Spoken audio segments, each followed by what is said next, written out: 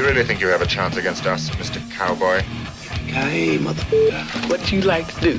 Oh, I don't know. Play chess. Screw. Well, let's play chess. They give off to Jonathan Taylor. Jump cutting his way, close to the goal line. He's in there. Touchdown! I-N-D-Y. Jonathan Taylor. Wheeler finds Quan from the logo. Here's Halliburton into the front court. Mishandled it, but gets a shot. Hits it! Hits it! John, I have never been better to be on the air with you here in Indianapolis, a place where so many of my dreams have come true. The Ride with JMV on 93.5 and 107.5. The Fan. And John is living the dream today because for a second consecutive day, he is not in the building. He is back tomorrow because he is on location both tomorrow and Friday. But John gets his own little 48-hour bender where I'm sure he has consumed like 12 ounces of food the entire time and has somehow gotten skinnier as he continues to defy the laws of aging. I have not. Greg Rakestraw is my name. Hello, how are you? Hope you're having a wonderful Wednesday afternoon. And seemingly we didn't screw anything up too bad yesterday, so I get one more crack at this today. You know the drill, 317-239-1070. You call, you text, we interact. Either way is perfectly fine. We can do the same thing on Twitter as well, at Greg Rakestraw, if you want to be a part of the program.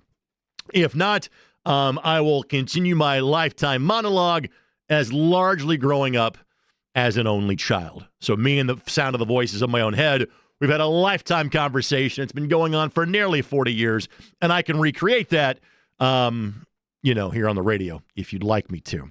You just heard the guest list in the brief period of time I had to interact with Jake Query, like all of 30 seconds of it in the crossover segment.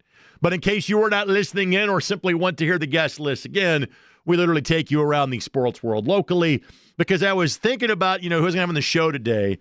And I'm like, we just kind of glazed over IU football yesterday. I think I had like one phone call or text question about IU. And, they're potentially a college football playoff team for a second year in a row. And they're playing in a game that's going to be on national television. It's a CBS 3:30 kick. You can hear right here. Coverage beginning at 2:30 on 93.5 and 107.5 The Fan with Oregon. Yes, that's now a conference game. That's the way the world works. But also it's big enough that College Game Day is going to be there. But you know what? It's probably a good idea if we actually have somebody on to talk about the game. Now, unfortunately, in addition to being the substitute teacher for a couple of days and running a somewhat successful business, pretty successful business in terms of the ISC Sports Network and doing things with the Colts and the Indy 11 and yada, yada, yada, yada, yada, I'm also kind of single parenting it this week. And I bring that up because the good folks at IU were going to offer me a player, but I had to tape the interview at 6:30 last night. And I kind of had to race out of here, to make sure my son wasn't tearing up the neighborhood. So with that, unfortunately, no IU player on the show today. But I think we got the next best thing, maybe if not better, because I can talk Little Five at Liverpool with him too. Zach Osterman is literally en route to Big Ten Media Days for Hoops. And in fact, he will join us in the next segment of the program. So a little IU football early in the show, because by God, we should be talking about Indiana football during the course of the show, given how the, year plus of Kurt Signetti has gone so far. And we're talking about this team being in the college football playoff again. And this team is, again, if they are able to pull off a win in Oregon on Saturday, look at the conversation we'll have about this Indiana football team then. Frankly, even if they don't, as long as it's competitive, I don't think this loss would do much damage to their chances. Big loss, big problem. Again, Zach and I will get into that coming up in the next segment of the show. Oh, I've got a Kevin Bowen story to tell you. And this is the way that you can tell that things are hunky-dory out on West 56th Street. Obviously, we spent a good chunk of yesterday's show talking about the Colts. We will spend a good chunk of today's show talking about the Colts. And yes, there is Colts news in which we will talk about coming up momentarily. But here is the sign that things are going well for the Indianapolis Colts and that there always seems to be laughter in and around the building. Man, if you're losing, everything is the Cold War. Everything is serious. You are white-knuckling everything. You know what happens when you're 4-1 and you're leading the division and currently number one seed in the AFC? Reporters get gifts. Allow me to explain. So Mondays we have a Zoom call with Shane Steichen, and normally Shane is wearing something from the Colts.com shop here apparel line. You know, one of the many perks of the job of working the National Football League, you tend to get pretty cool gear, and you tend to get copious amounts of it. But on Monday, Shane elected to rock a Masters hoodie. And, of course, if there was somebody on the Zoom call that was going to notice or have an opinion about it, it would be Kevin Bowen. And Kevin kind of offhandedly goes, hey, if you have another one of those, let me know. Press conference starts at 11:30. In walks Shane Steichen with a Masters sweatshirt in hand and hands it to Kevin Bowen. And by the way, his hair looked luxurious, courtesy of We Grow Hair Indy. But anyway, Kevin is the owner of a new sweatshirt. Now, today was a flannel day for KB, in case you were wondering, in case he was or was not rocking out on the morning show, if you were watching the same way that I am, staring lovingly into that camera, for those of you that are watching on Twitter, YouTube, the web, etc. right now. So that hit me. I'm like, you know what? Last week we had Matt Conti, PR director, dressing as the Oregon mascot, paying off a bet. This week we have reporters being handed gear by head coach because they asked for it. This is what happens when life is good. Winning is fun.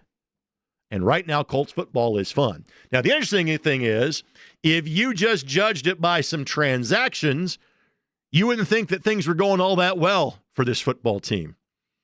You know, sometimes stats can lie to you. For example, the Colts won the game on Sunday by 34 points. You know how many yards the Colts outgained the Raiders by on Sunday? Less than that, 21.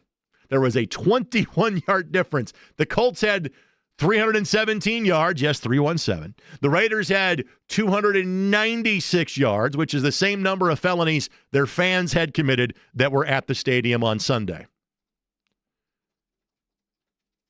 Sometimes you pause to let the joke marinate a little bit. Okay, so anyway, sometimes things lie to you. And if I had told you the Colts had brought in, let's see, Xavier Howard, traded for Mekhi Blackman, brought in Mike Hilton, and now have released Cameron McGrone as a linebacker, have just put Joe Bacci on the IR, have just signed Jermaine Pratt, who was a guy that was kind of linked to the team in the offseason, but he ended up playing for the Las Vegas Raiders. He didn't make the trip here. They let him go. He is now in uniform, and we're talking to him this afternoon before he hits the practice field for the first time.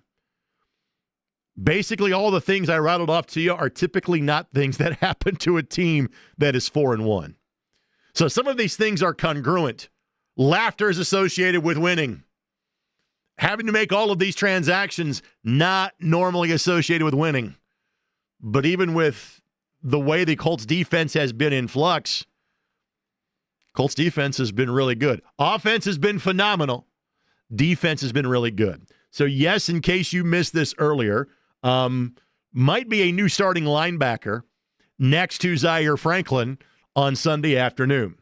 Jermaine Pratt, who had spent the last 6 years playing in Cincinnati for Lou Anarumo, went to Vegas in the offseason, 25 tackles in 4 games, but apparently it simply was not a fit.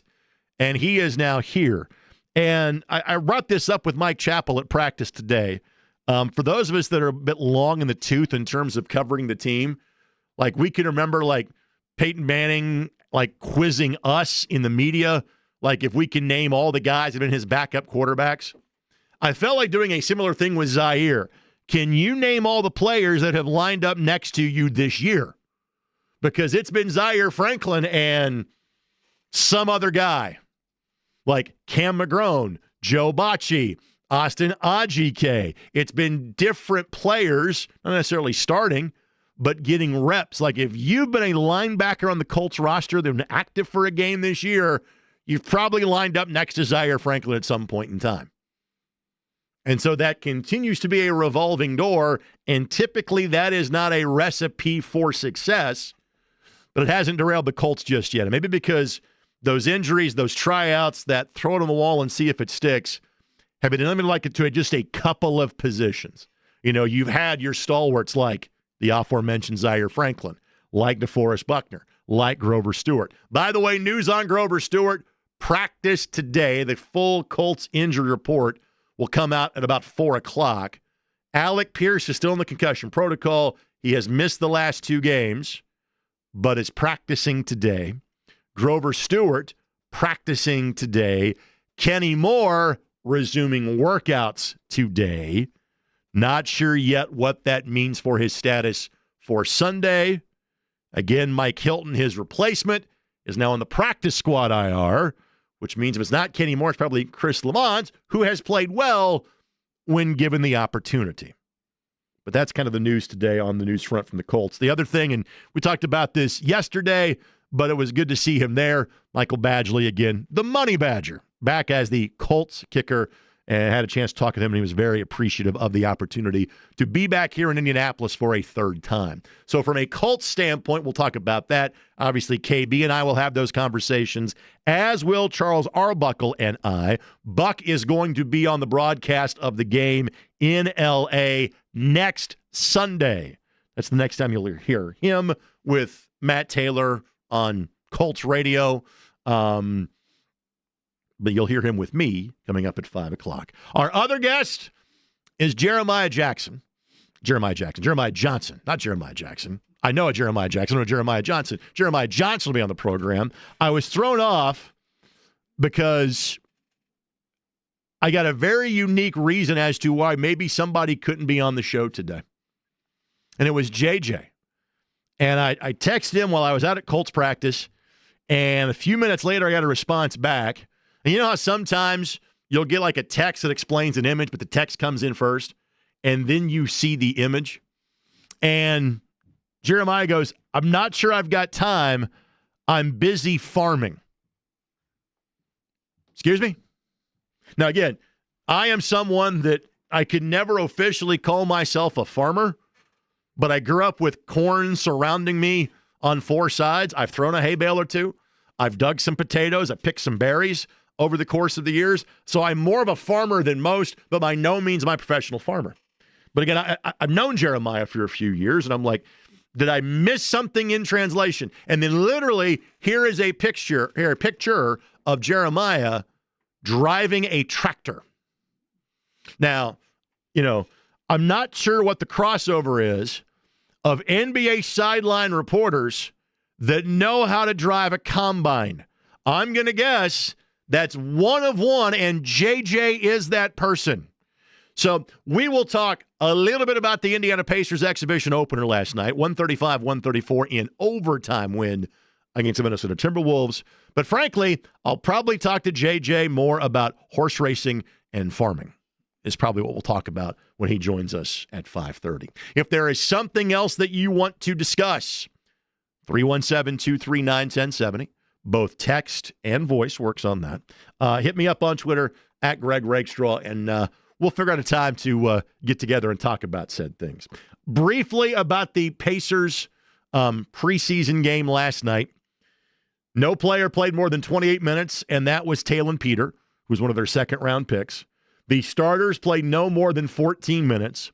When it was ones versus ones, the Indiana Pacers were the better team. The Indiana Pacers had a 13-point lead going to the fourth quarter. That thing got to overtime. And I would suggest the NBA maybe adopt this from the National Football League. Listen, you're going to go to overtime in a preseason game. Don't. Make it sudden death, or to say, hey, we all tied, let's go home, and be good with it there. Now, obviously, there were some injury concerns to the Pacers last night. T.J. McConnell exited after playing 8 minutes and scoring 7 points with a bit of a hamstring issue. DeLon Wright, who was trying to make the team, got knocked silly on a play last night. So that's a little bit scary. Again, the Pacers only have 3 more preseason games left to go, and the next one comes up on Saturday.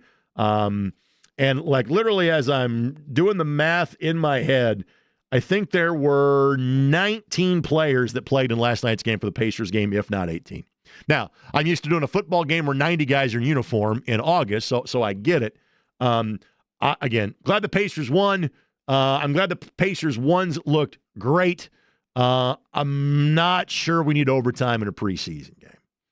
And the other thing too is, and again, I knew this is the case because he's big time, he's network, he's nationwide. I was hoping since we had the Timberwolves television feed, we would get a Michael Grady game. Unfortunately, we did not. And then I was trying to watch in the second quarter, and they were interviewing like the new VP and CEO of the Timberwolves and the Lynx. And again, that's very irrelevant for the Minnesota audience, but since I'm in the Indianapolis audience, I didn't care. And Lord knows, our highest rated television segment of any Colts preseason is when we'd have Jim or now Carly join us.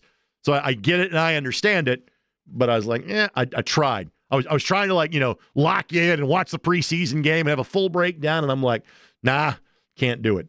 As expected, as Chris Denary told us, Isaiah Jackson got the run with the ones last night. James Wiseman got 16 minutes. Jay Huff got 19 minutes. Tony Bradley only got 5 minutes in last night's game. Maybe that gives you a little idea, because again, I'm not sure Tony's going to make the team, even though he was a guy that was a valuable contributor down the stretch of last season. Mostly good things. Any sort of TJ McConnell injury is a bit scary, and simply the injury to DeLon Wright was scary, period, regardless of who it was. But more good than bad for the Indiana Pacers last night. So we can certainly talk about that as well. Now, maybe, just maybe, what you want to talk about today is little Major League Baseball. And this was pointed out that this is the last day of the year that there will be 4 or more Major League Baseball games in one day. Because obviously we'll start working in some breaks to get to Game 5 and travel and things of that sort. All 4 series could be clinched today. We were supposed to have baseball on while we were on yesterday, and Mother Nature got in the way in Detroit. But Seattle and Detroit are underway right now. Literally, that game is in the bottom half of the first inning. They are scoreless. Seattle can close it out and win their first playoff series in 24 years in that game today. Cubs and Brewers then have a first pitch just after 5 o'clock. Blue Jays and Yankees, and the Yankees slugged their way back into that series last night. That is a 7:08 first pitch. Phillies and Dodgers, game 3 of that series. Dodgers lead 2-0. 9:08 first pitch in that game. Again, by the way, Brewers have a 2-0 lead against the Chicago Cubs. So if you want to talk a little baseball, all of those things are certainly in play today as well.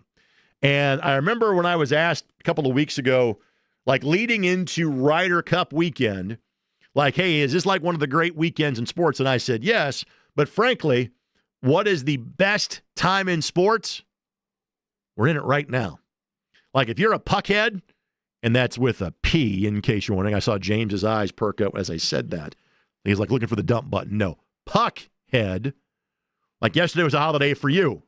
NHL season began.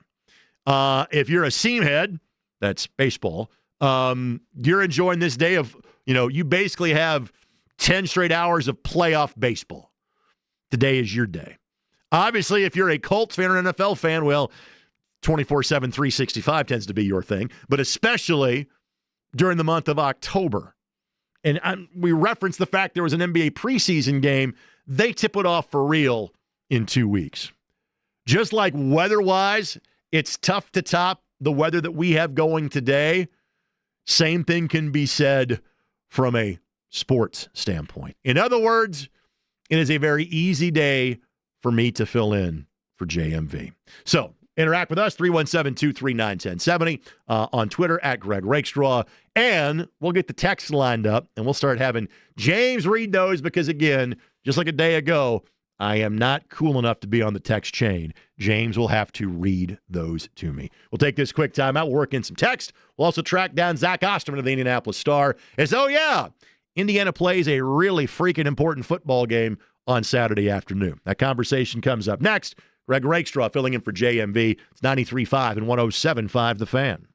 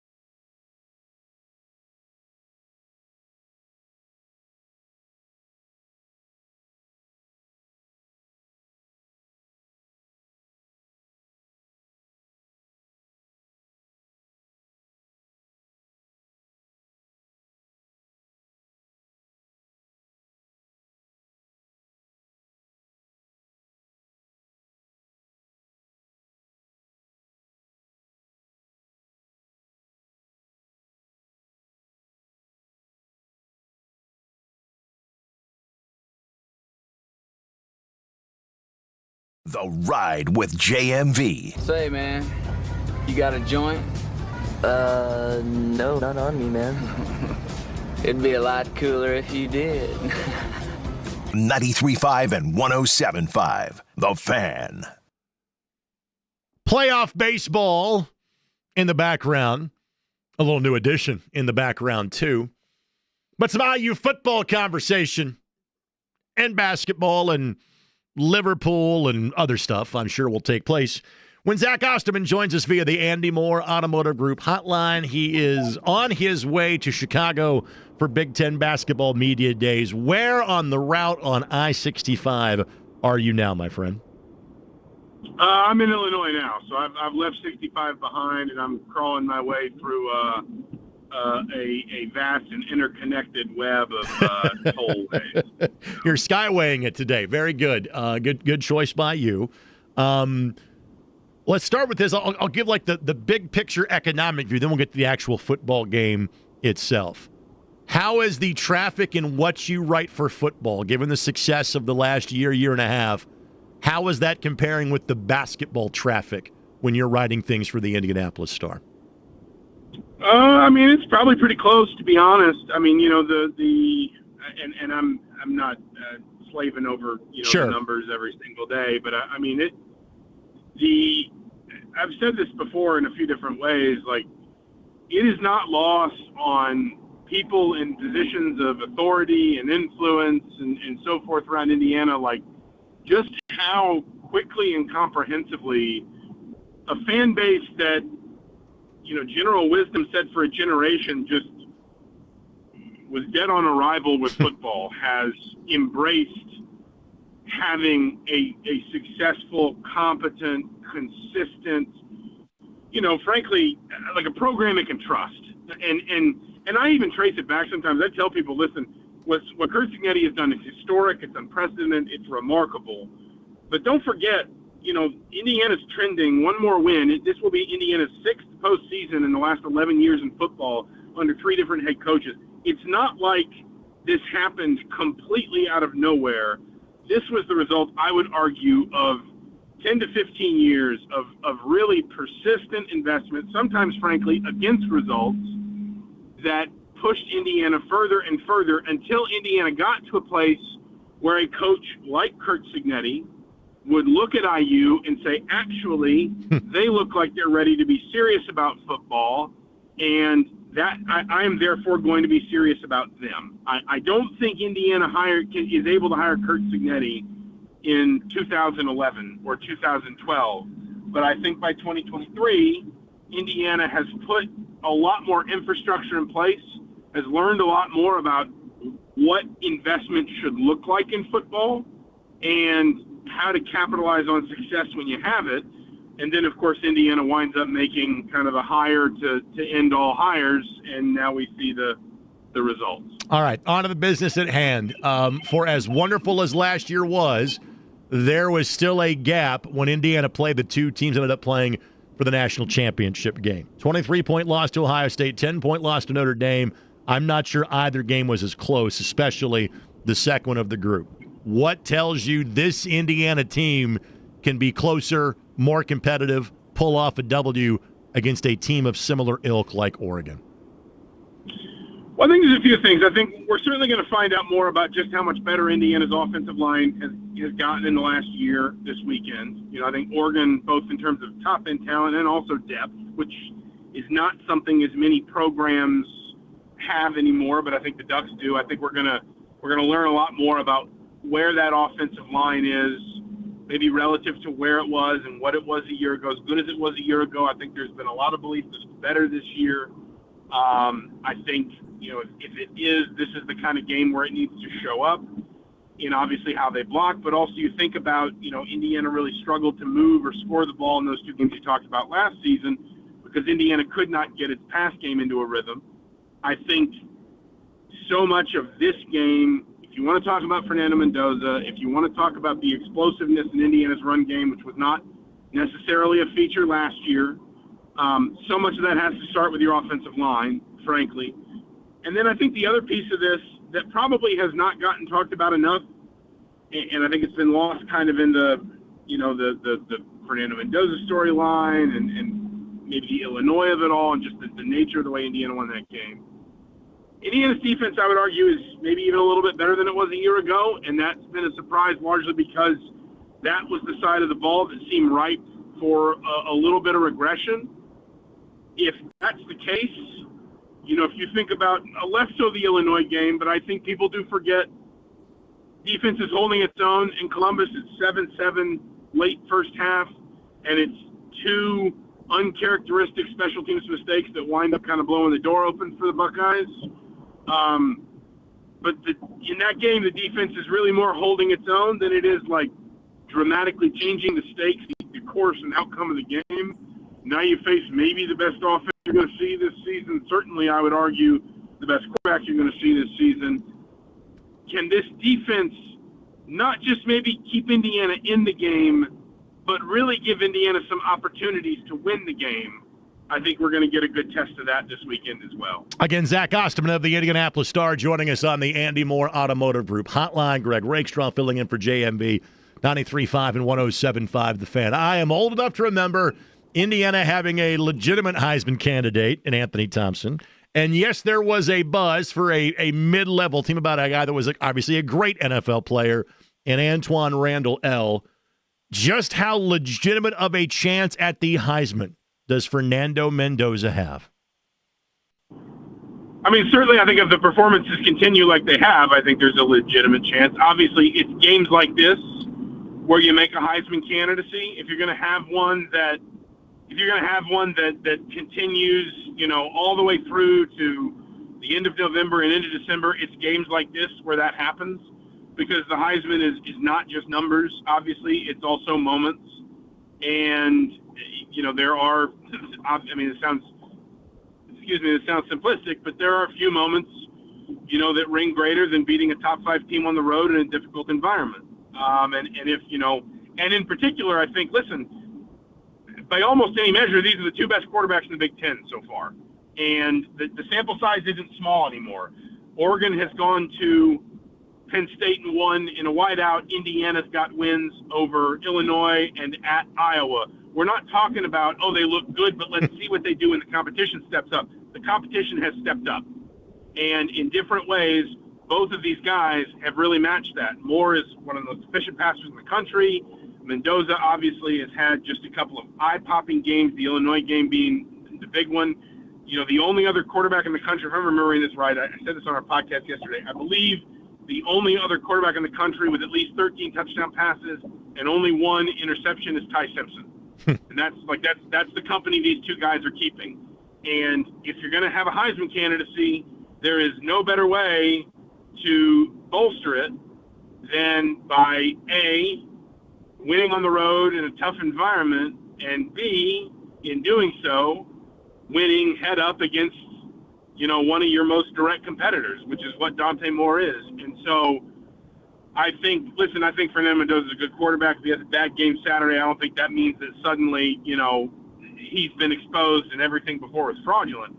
But if we are going to talk about a Heisman candidacy for Mendoza, it's got to be based around games like this.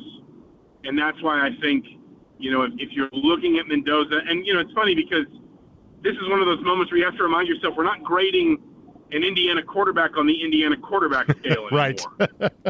We're not grading Indiana on the Indiana scale. We're grading Indiana on a scale of how close to the best team in the country are you, and how close to the best quarterback or the best defense or the best receiver or the best coordinator in the country are you.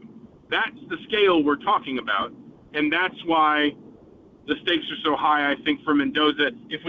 Mendoza, if he's sitting here, obviously he'd tell you, I'm not worried about the Heisman. That's not in my thoughts. I don't care. But, for you and me, that's why this game means so much in our assessment of what kind of chance this guy has to be in that conversation and maybe even in New York in December.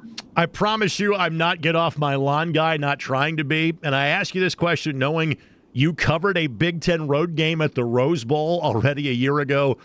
You still have a hard time wrapping your mind around the fact that you're going to Eugene, Oregon to cover a massive game in the Big Ten on Saturday afternoon? This is where I will let people behind the curtain a little bit. I'm not actually going. We split our travel with the Herald Times because we're both Gannett papers, and I got Puerto Rico with the basketball team back in August.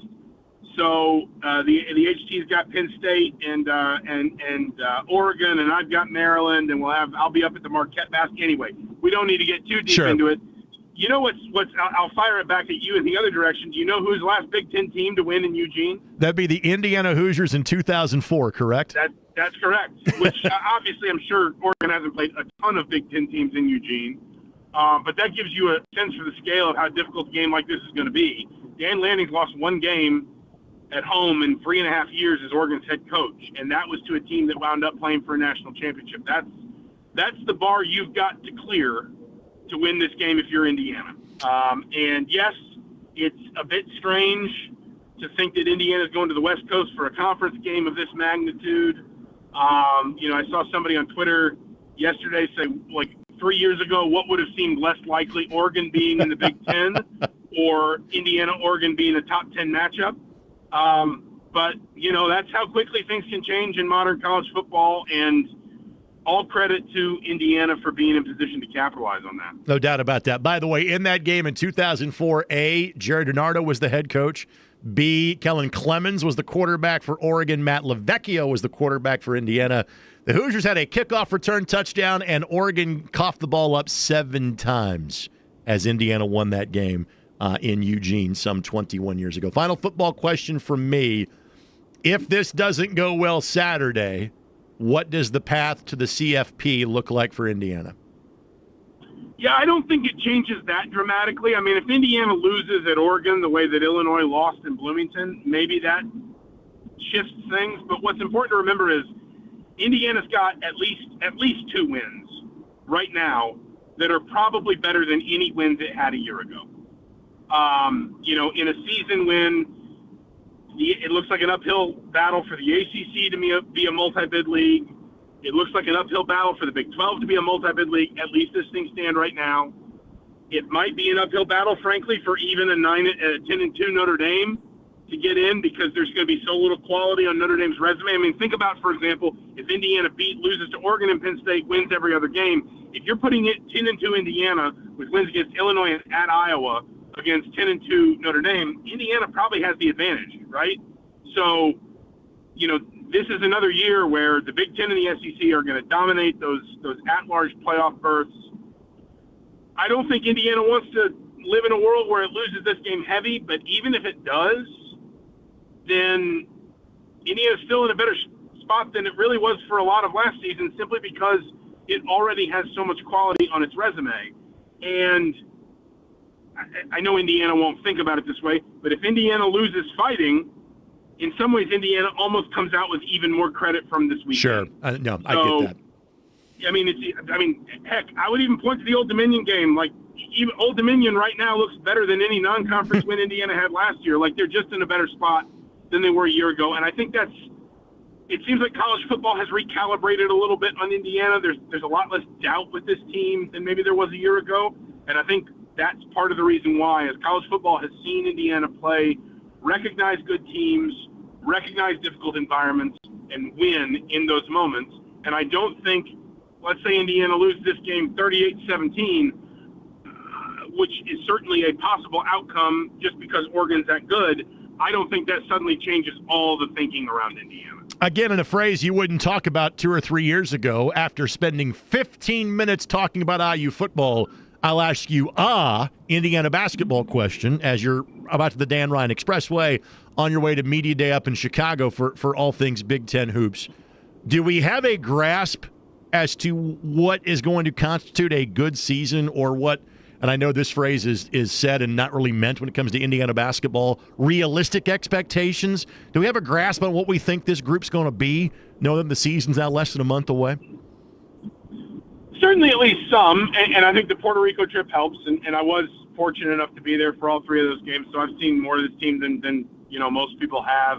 Darren DeVries, it's worth giving him credit. He's also opened practice to the media 2 or 3 times, which is not something his predecessors did very much at all.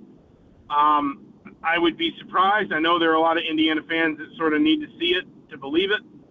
I would be surprised if this team cannot shoot and score the ball at a pretty comfortable clip.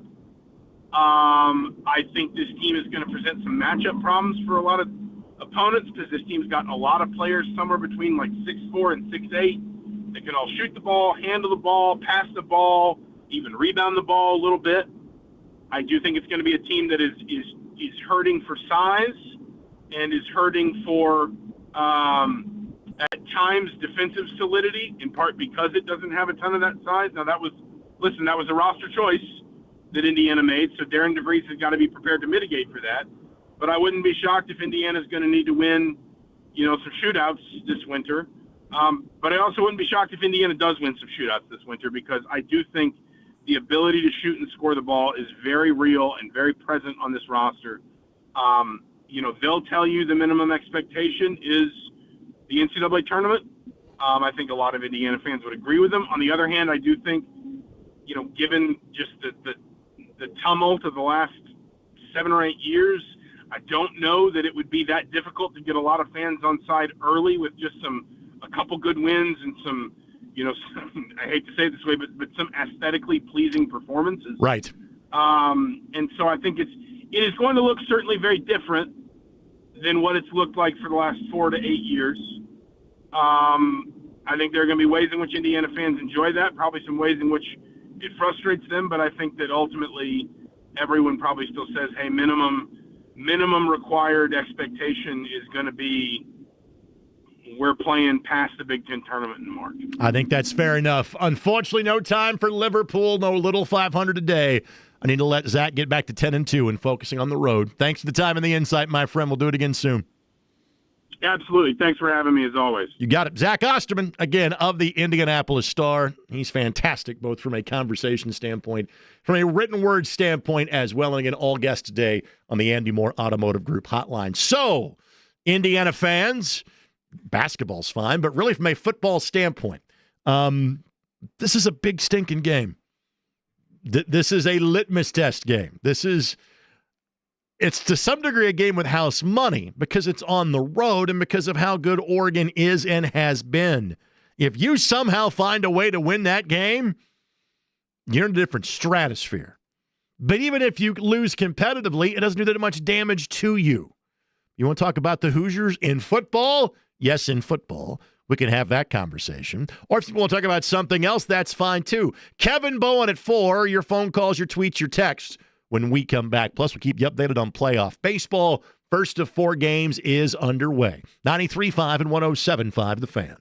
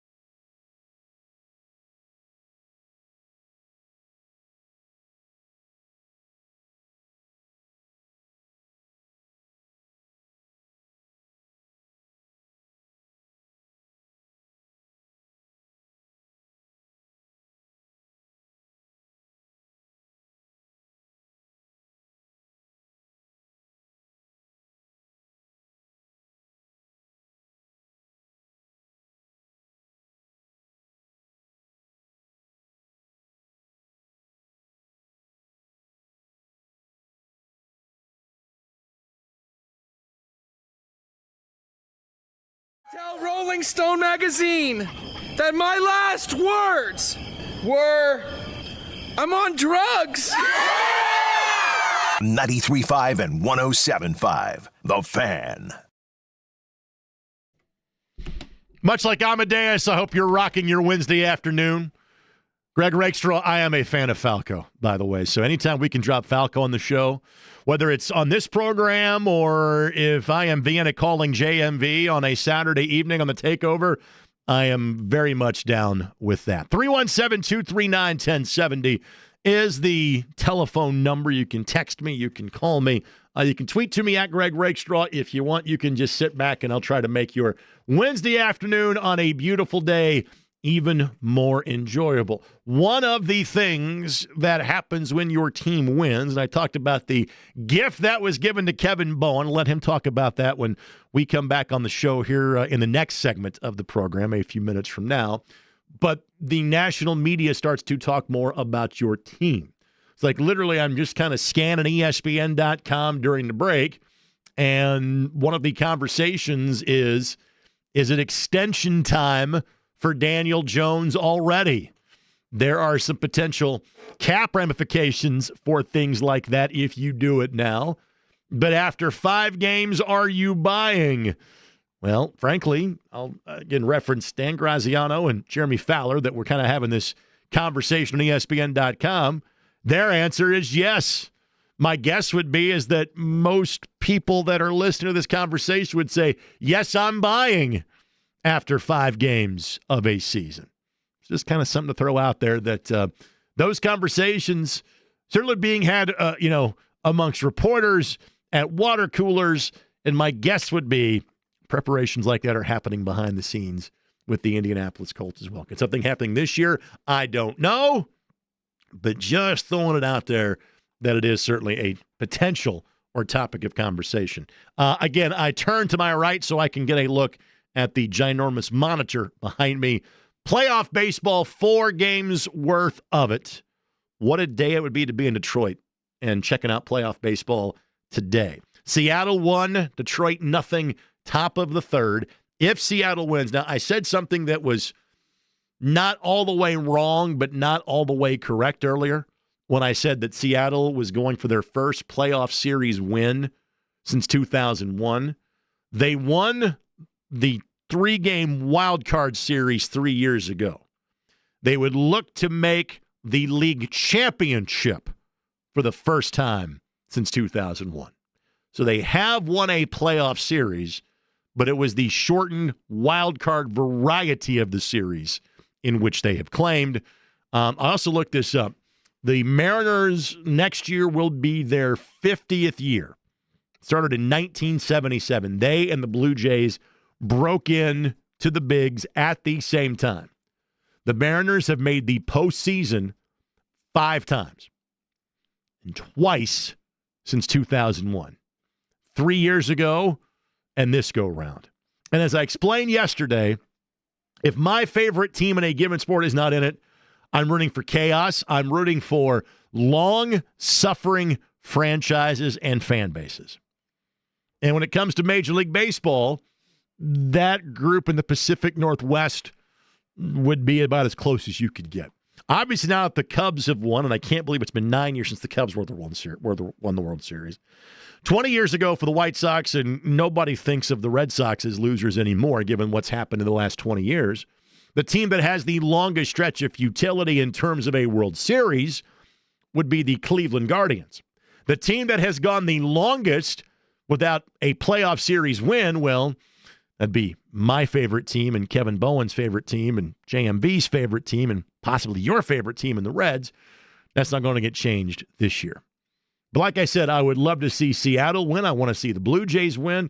I'd like to see the Brewers win, and frankly don't care who wins between the Phillies and the Dodgers at this point. Give me chaos at this point. But frankly, give me a beautiful day where there's 4 playoff games, and that is more than good enough. So again, 1-0 is that score. Seattle and Detroit, again, early in that one.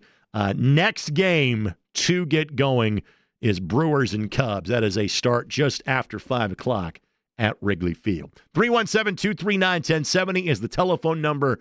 The next segment, though, I think I've got you covered. the recipient of a new Masters sweatshirt, Kevin Bowen, joins us next. 93.5 and 107.5 The Fan.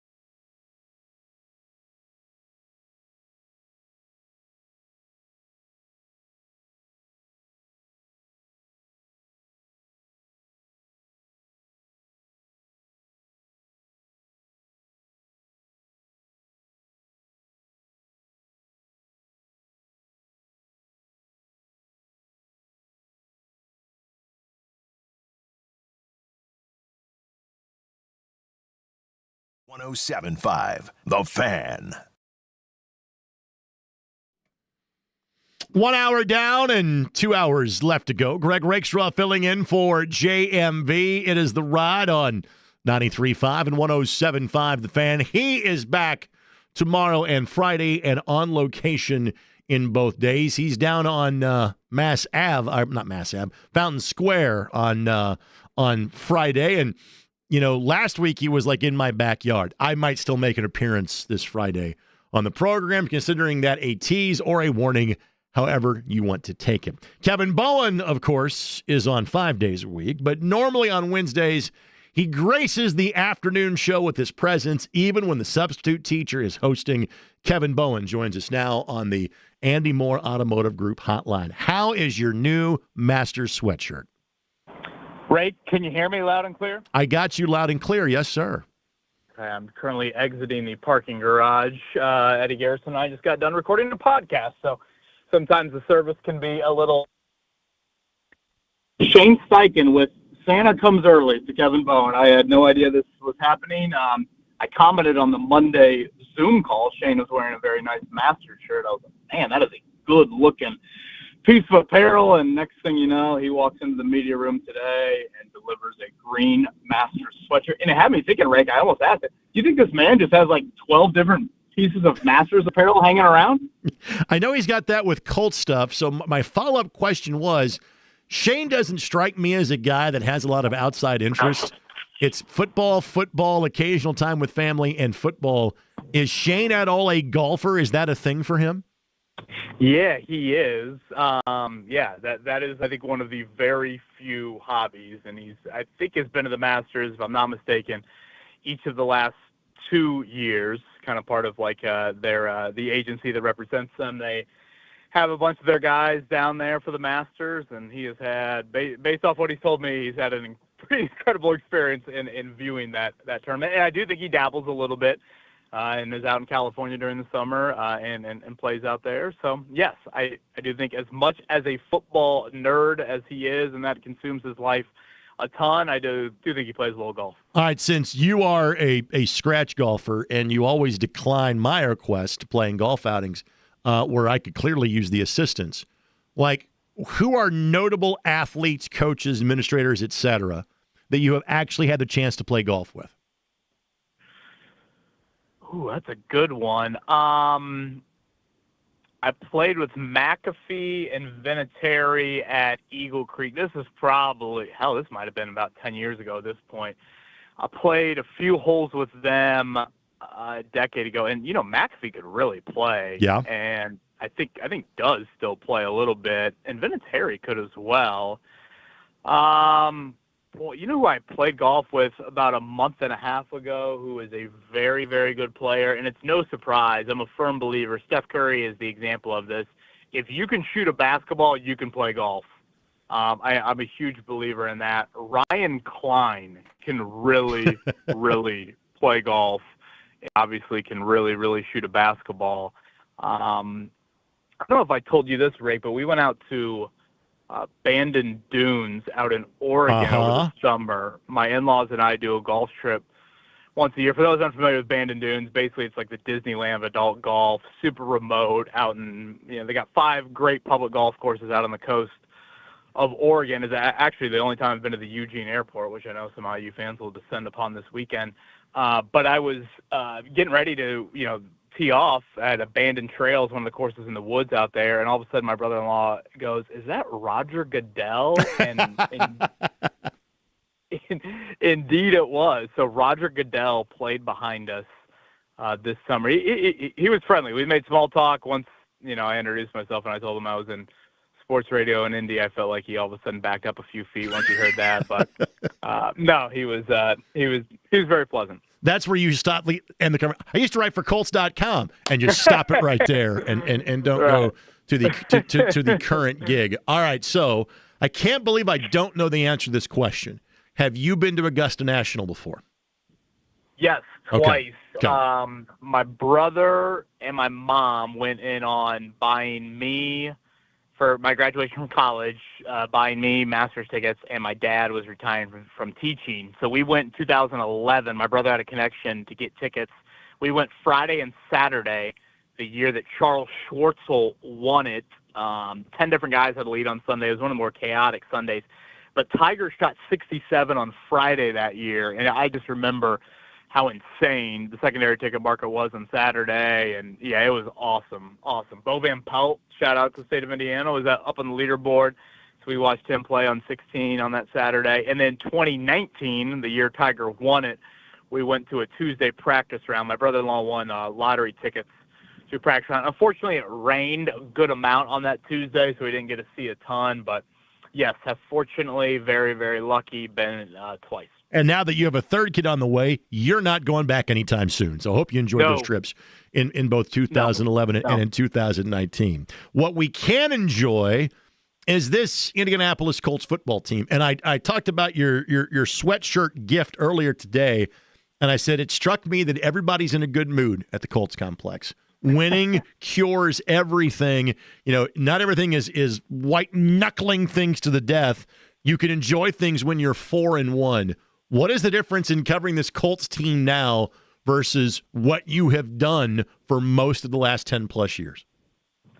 Yeah, I mean, it's just a total 180. And you know, one thing I've brought up in the morning show, Rake, I'm curious, like, what this belief will do come December and January for this football team, because, you know, they have lost some just huge football games late in the year. And honestly, not even the ones that, like, it mattered for both teams, like Houston, for example, to end the 23 season, like games that mattered more for the Colts, whereas the other team they were playing late in the year where it's heading for a top 5 draft pick, you know, those teams have beaten the Colts late in the year. And now I'm thinking to myself, well, all of this belief, and certainly Daniel Jones is the top of it, does that mean the one-possession games that you might lose in December and January, do those get flipped? You know, playing from ahead is just such a foreign feeling for this franchise, and now they are in that sort of position. So, yeah, I mean, mood, vibe, all of it, the tone of question, you know, just how everything has unfolded so far, it's different. I mean, Shane Steichen is literally answering questions today about, is it weird when you have to take starters out of the game? Right. Like, I mean, that's not, you know, Kurt Signetti answering a question about Indiana State. That's Shane Steichen answering a question about an NFL team. Like, I mean, that is a far cry from, you know, are you going to bench Anthony Richardson for Joe Flacco and things like that? By the way, since I had this here gig, I couldn't stay for practice. Did you stick around for practice to see what exactly the practice report looked like? Yes, not too bad at all, really. Kenny Moore, he was a DNP, so he is, I would say, trending towards probably missing a third straight game. That's now 7 missed practices in a row for him. And, you know, obviously they didn't put him in injured reserve, so I don't think his absence will be too much longer. But, you know, I tend to think, given the nature of that injury, he probably needs a full week of work. And sure. So I know Shane had mentioned to us he might do some stuff on the field, but I tend to think, given that injury, Achilles, you would want a full week of 3 days of practice. But Grover Stewart practiced full. Alec Pierce was back in a blue jersey practicing full. Braden Smith was not practicing with a sleeve on the right leg, but that was just rest for him. So, yeah, all in all, Tyler Goodson remains out, so they'll probably bring up Amir Abdullah again, I would guess, at running back. But all in all, I'd say a pretty good Wednesday injury report. And honestly, the big injury to watch, Rake, is out in the desert. Kyler Murray did not practice today. So, you know, that is going to be the big monitoring after his foot injury. Did take him out for a little bit, and if he does not play on Sunday, it'll be Jacoby Brissett back in the building he used to start in quite often. And again, this is not to demean Jacoby in any way, shape, form, or fashion, but going from Kyler Murray to Jacoby Brissett is kind of like going from Anthony Richardson to Joe Flacco. That's 2 completely different offenses if they have to switch quarterbacks in Arizona coming up on Sunday. Yeah, really, really different. And I don't know how much you were busy, obviously, post-game show, but, you know, I got home and flipped on that Cardinals-Titans game. And so basically Murray left early third quarter. He didn't miss much time. Brissett played a few snaps. But when he came back, I think in the final 4 drives of the game, he didn't run the ball one time. And that is not who he is as a quarterback. And they needed him to run it as they were trying to, you know, milk that clock and or convert first downs and win the game. So, you know, first off, is he going to play? There's your first question. Secondly, how effective is he going to be? Because if you're a 5'10" pocket passer quarterback, boy, you know, sign the Colts up for Grover Stewart, Latu interceptions already. So, yeah, it's definitely a huge, huge storyline. And I think, Arizona to me is a better team than the Raiders. Why is the spread already a touchdown? I think Murray's situation has a lot to do with it. All right, let's talk about a couple of different injuries here. Back to the Indianapolis Colts. First of all, do we ever get kind of a full explanation as to the regression that happened for Alec Pierce at the end of last week? The only thing was just woke up Friday and felt bad. So, we were kind of talking a little bit about this at practice. I think now in today's NFL, a lot of these guys did grow up in much more of a concussion culture. Sure. For lack of a better phrase. So I do think you see instances like this, obviously not ideal, but certainly the health is the most important thing where, maybe guys might be a little bit more prone to reporting symptoms or things like that, or just monitoring it maybe a little bit better. So again, with Pierce, I would slot him, Rake, obviously he needs the full week. I mean, obviously, to pass through those 5 steps. All right, we're going to get back to Pierce in a second. But the other thing, and again, Shane spoke with us, and we knew that the Jermaine Pratt move was going to be made. What we didn't know was the corresponding move that went with it, and it was to put Joe Bocci, who was a starter in the game on Sunday, on the IR. Do we have an idea what Joe's actual injury is at this point, Kevin? No, the whole thing's kind of weird and odd to me, Rake, of like Shane Steichen. There was nothing that happened in the game. Shane Steichen didn't say anything on Monday, and Shane didn't say anything today. And then, 20 minutes after we were done with Shane, it was like, oh, yeah, Joe Bocci's going to injured reserve. And so, yeah, it's weird and certainly lacks clarity. So who knows what exactly happened there. They have played a ton of linebackers, as you know, next to Zaire Franklin. In years past, the Colts have really played 2 linebackers. Yep. And, I'll go back to the start of the Ballard era, whether it's, Anthony Walker next to Darius Leonard, or Darius Leonard next to, Bobby Okereke, or, EJ Speed, Zaire Franklin, of course. Whoever has been those 2 linebackers, they pretty much play every single snap, and it's like they don't come off the field, whereas the guy next to Franklin this year, they've rotated that position a ton. So the bar's pretty low for Jermaine Pratt, to be honest with you, in terms of just what he needs to get to that will be better than what they've had. And it's worth noting that, I know we've done the Anarumo connection thing a lot this year with the Colts. This is now the 4th guy I would slot in as, major history with Anarumo. The other 3, unfortunately, have not really worked out for various reasons. But Pratt should be in game shape. He started for the Raiders for 4 games.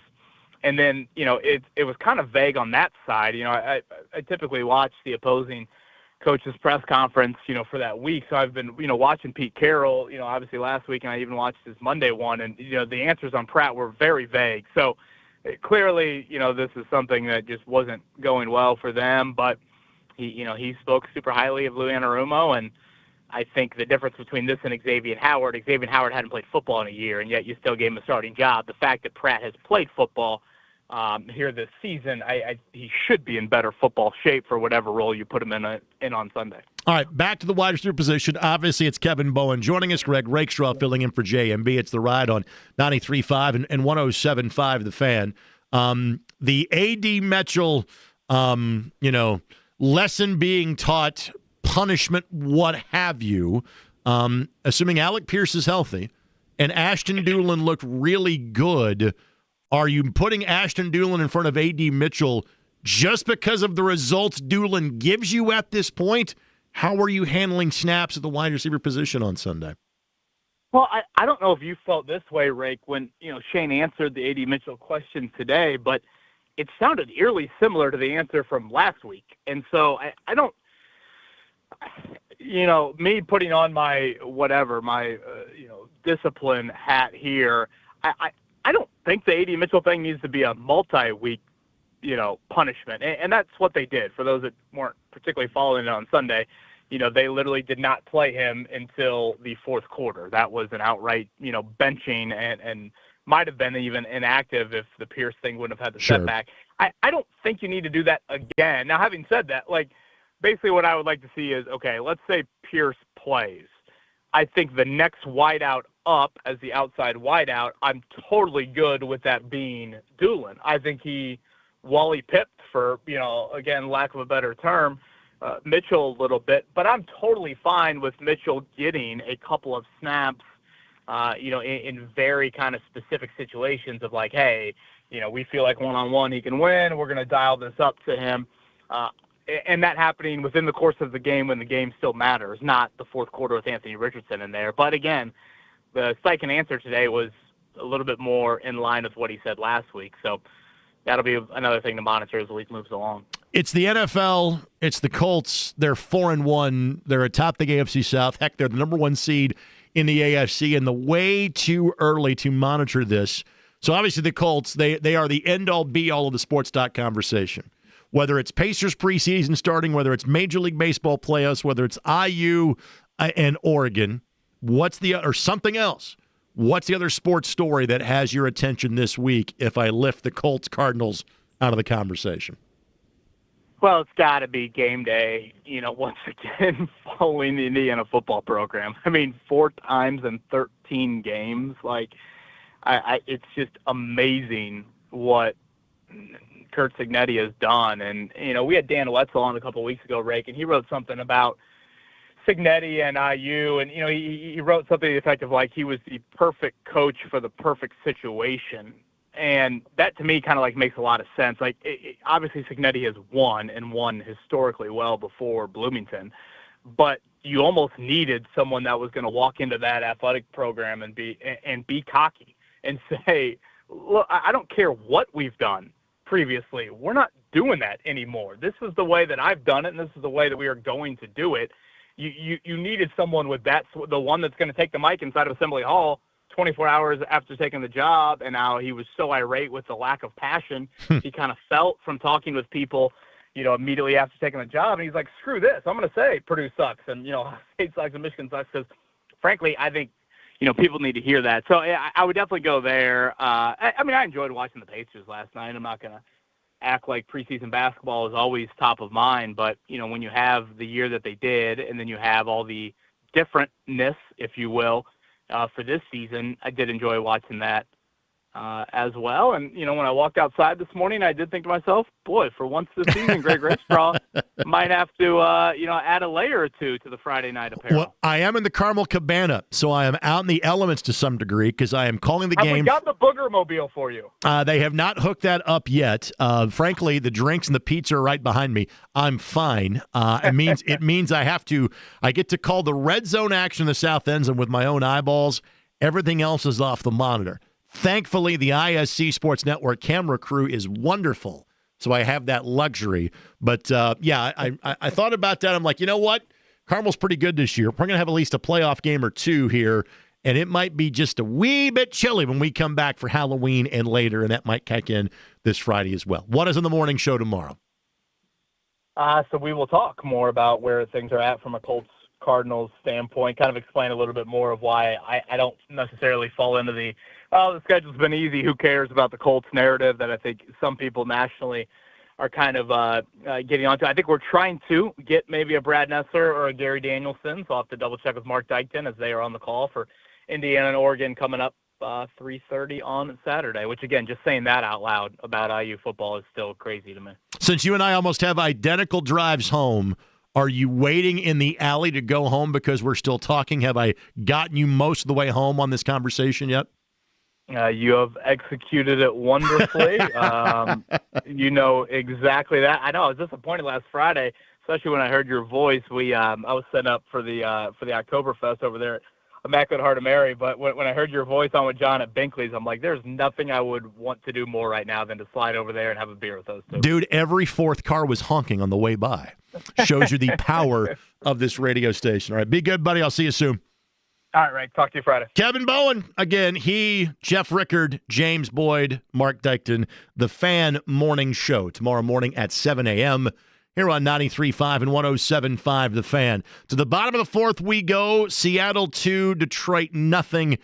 Mariners loaded the bases but hit into a double play that scored one, but frankly kind of squelched the inning a little bit. So Detroit still hanging around, but that game has gotten to the bottom of the fourth with Seattle having a 2-0 lead. Couple of quick blurbs from the National Football League, and then we will get to our next time out.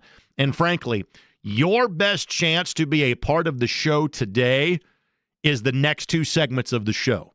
I've got great guests in the 5 o'clock hour. Charles Arbuckle from Colts Radio, Jeremiah Johnson of Pacers Television and Pacers Weekly, which doesn't start this Saturday but starts next Saturday for the basketball season here on 93.5 and 107.5 The Fan. They've got the 5 o'clock hour of the program. It's you and me the rest of the way in this hour, so get your text in now, 317-239-1070, or your phone calls now. I'll happily talk with you, or you can just tweet to me at Greg Rakestraw, whatever the case may be. But a couple of blurbs from the National Football League. One, again, if you're going to make a trade to bring him in, this shouldn't be a surprise, but Joe Flacco has already been named the starting quarterback for the Cincinnati Bengals. Wasn't on the team as of yesterday, or maybe this trade happened on Monday. I've lost track of time at this point. Won with the team on Sunday, starting for the team the following week. But Joe Flacco is practicing in Cincinnati, and he gets the starting nod as they take on the Packers, a team he has already played against this season. You'll see the Packers for a second time as the Bengals play in Lambeau this week. Other thing is, and this was something that took place on Sunday, and I saw an NFL Films tweet, and I saw another thing that was related to it, and I'm thinking, this is a phenomenal idea. The Buccaneers and the Seahawks played each other on Sunday. It was a great game, 38-35. But those are two teams that broke into the league together. They were expansion mates in 1976. And the two teams both wore their throwback uniforms. Buccaneer Bruce, the Creamsicles, were on display. And Seattle seemingly is the team that has carte blanche to do whatever they want to from a uniform standpoint. Like their quote, modern uniforms, and these are the uniforms they've had basically since like 2012, some iteration of that. The ones in the middle that were the Matt Hasselbeck, Sean Alexander, Marshawn Lynch uniforms of like a 10-year span, they look like Aquaman. That wasn't great. But the ones before that, the OG, the blue, the green, the silver helmets with the wraparound Seahawk, man, those are sharp. Well, they both wore those uniforms on Sunday. And NFL Films put together a great tweet in terms of basically saying, hey, here's the shots when they first played in 76, comparing these to the uniforms that they had in 2025. It was really cool. Go search that out on social media. But I saw somebody do this, like some sort of NFL meme a day or two ago. I'm like, that's a brilliant idea. Make everybody wear throwback uniforms on Thursday night. Make it throwback Thursday night football. That's a great idea. You have to wear again, teams will go alternate uniforms. We've broken out the Indiana Knights here. You've had the Color Rush years, and some of those hit, some of those miss, and some folks say, hey, don't do that. I'm colorblind. I can't tell which team is which. Again, law of unintended consequences. But I think something we could all get behind is throwback Thursday night football. You got to wear throwbacks if you're playing on a Thursday. We can all get behind that, right? I'd be absolutely on board for that. I think Seattle should just make the uniforms they wore in that game their permanent uniforms. I'm trying not to be the middle-aged guy that says every throwback is a classic, but the older I get, man, that old uniform looks great. Those are some clean uniforms. The Tampa Bay Buccaneers ones, I like those ones a lot too, but I think Seattle, those ones should be their main uniforms. That was a winning game before the game even started, just because of what those teams were wearing. So, absolutely. If you want to talk about Throwback Thursday, we can do that too. Just something to throw out there on the day before Thursday, that being Wednesday. Again, it's me and you the rest of the hour. You got something you want to say? Now's the time. 317-239-1070. At Greg Rakestraw. Back in a moment. 93.5, 107.5 The Fan.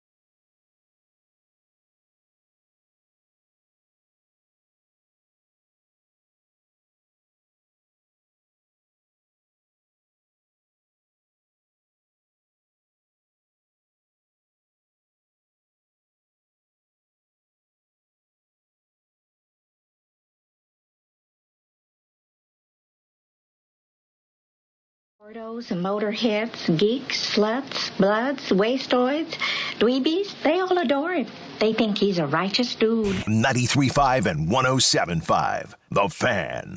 Now, for historical accuracy, I noticed there was one word or phrase that Edie said that wasn't included in that drop. Something was edited. Something we can't say on the radio. So gotcha. Hence why it was edited out, yeah. I can't say I'm actually familiar with what that's originally God, from. you're young. It's from Ferris Bueller's Day Off.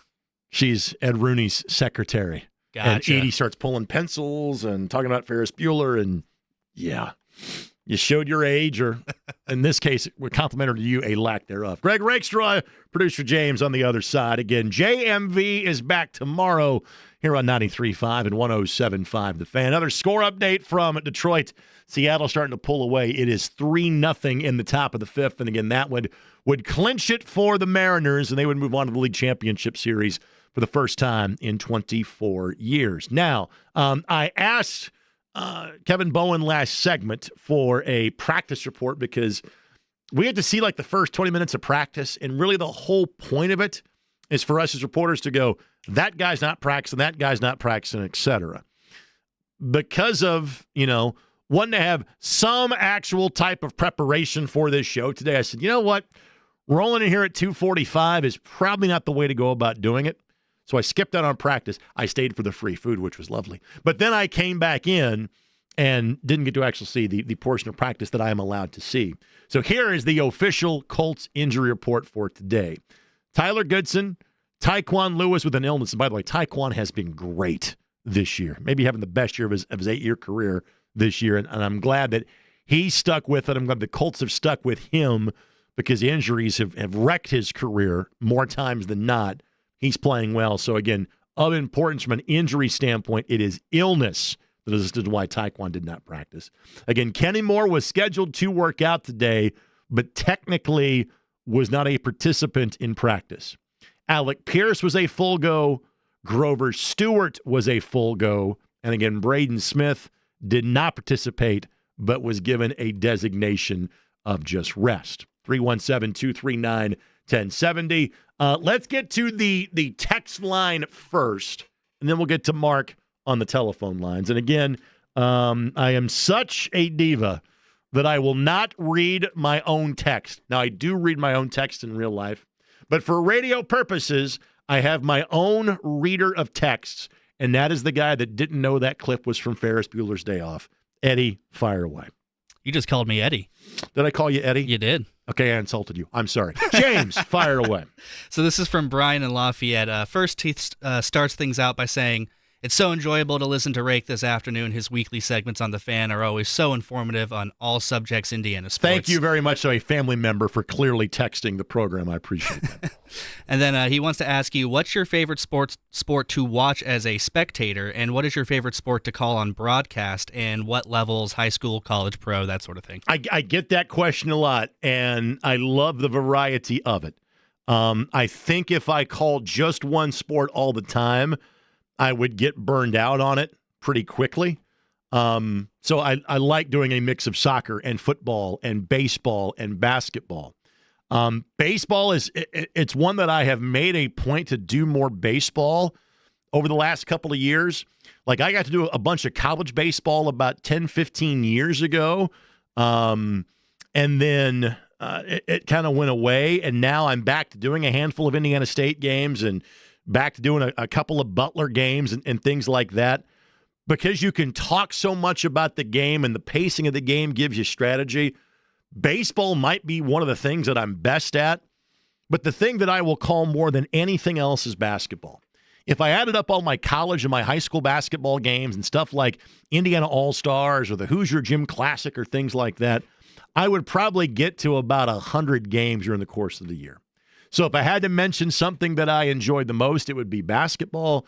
Then again, I'm not going to lie, calling an NFL game even in a preseason, it's pretty rarefied air, man. And so I love what I do. I get paid to go to ball games for a living. Yeah, I put in a lot of work. I put in a lot of work, a lot of long hours. like people this week and next week are on fall break. I have no idea what that is. I will never, when I'm in this job, go on a fall break trip. I don't want to leave Indianapolis, right? It's perfect outside, man. This is the time of year that you want to live in Indianapolis, right? This is why we're here. The leaves are about to change. It's 70 degrees. You got your windows open when you go home. The fireplace is going. It's perfect. I don't want to go anywhere. I love what I do. In terms of favorite sport to be a spectator at, that is such a rare thing for me. It doesn't happen. I may go to like 4 or 5 sporting events a year where I don't actually have to work. So, like, one of the things that me and my buddy Jason get to do on a regular basis, and Jason is a good friend of John's as well. In fact, Jason is from Bedford. Jason had John's mom as a teacher of his at Bedford North Lawrence. So this Jason, who is listening, I'm sure right now knows I'm referencing him. We make it a point to go to Reds opening day every year. So, like, and it's the right time of year for me. It's like the end of March, early April. Things are slowing down a little bit. I've got the time to kind of carve out and enjoy it. So probably the favorite thing I do as a spectator sport is Reds opening day every year. Is that the last sporting event you attended as just a spectator, not as actual? I'm thinking out loud. I'm literally like James, since I got called his name right this time. Good for me, not Eddie. Like I'm flipping through the Rolodex in my mind. That may be the last game that I was actually at that I wasn't working. I think I went to the Indy 11 Open Cup match because we don't get a chance to broadcast those unless we're doing radio.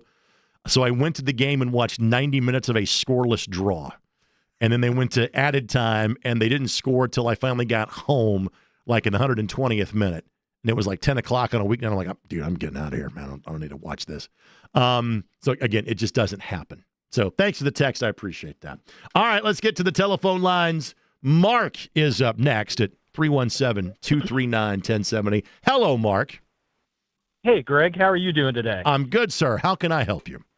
Well, I want to help, and this is purely speculation on my part. I am not affiliated with any of the organizations I'm going to mention here, but I want to help you and I connect the dots on Carb Day 2026. Violet Femmes, let's go.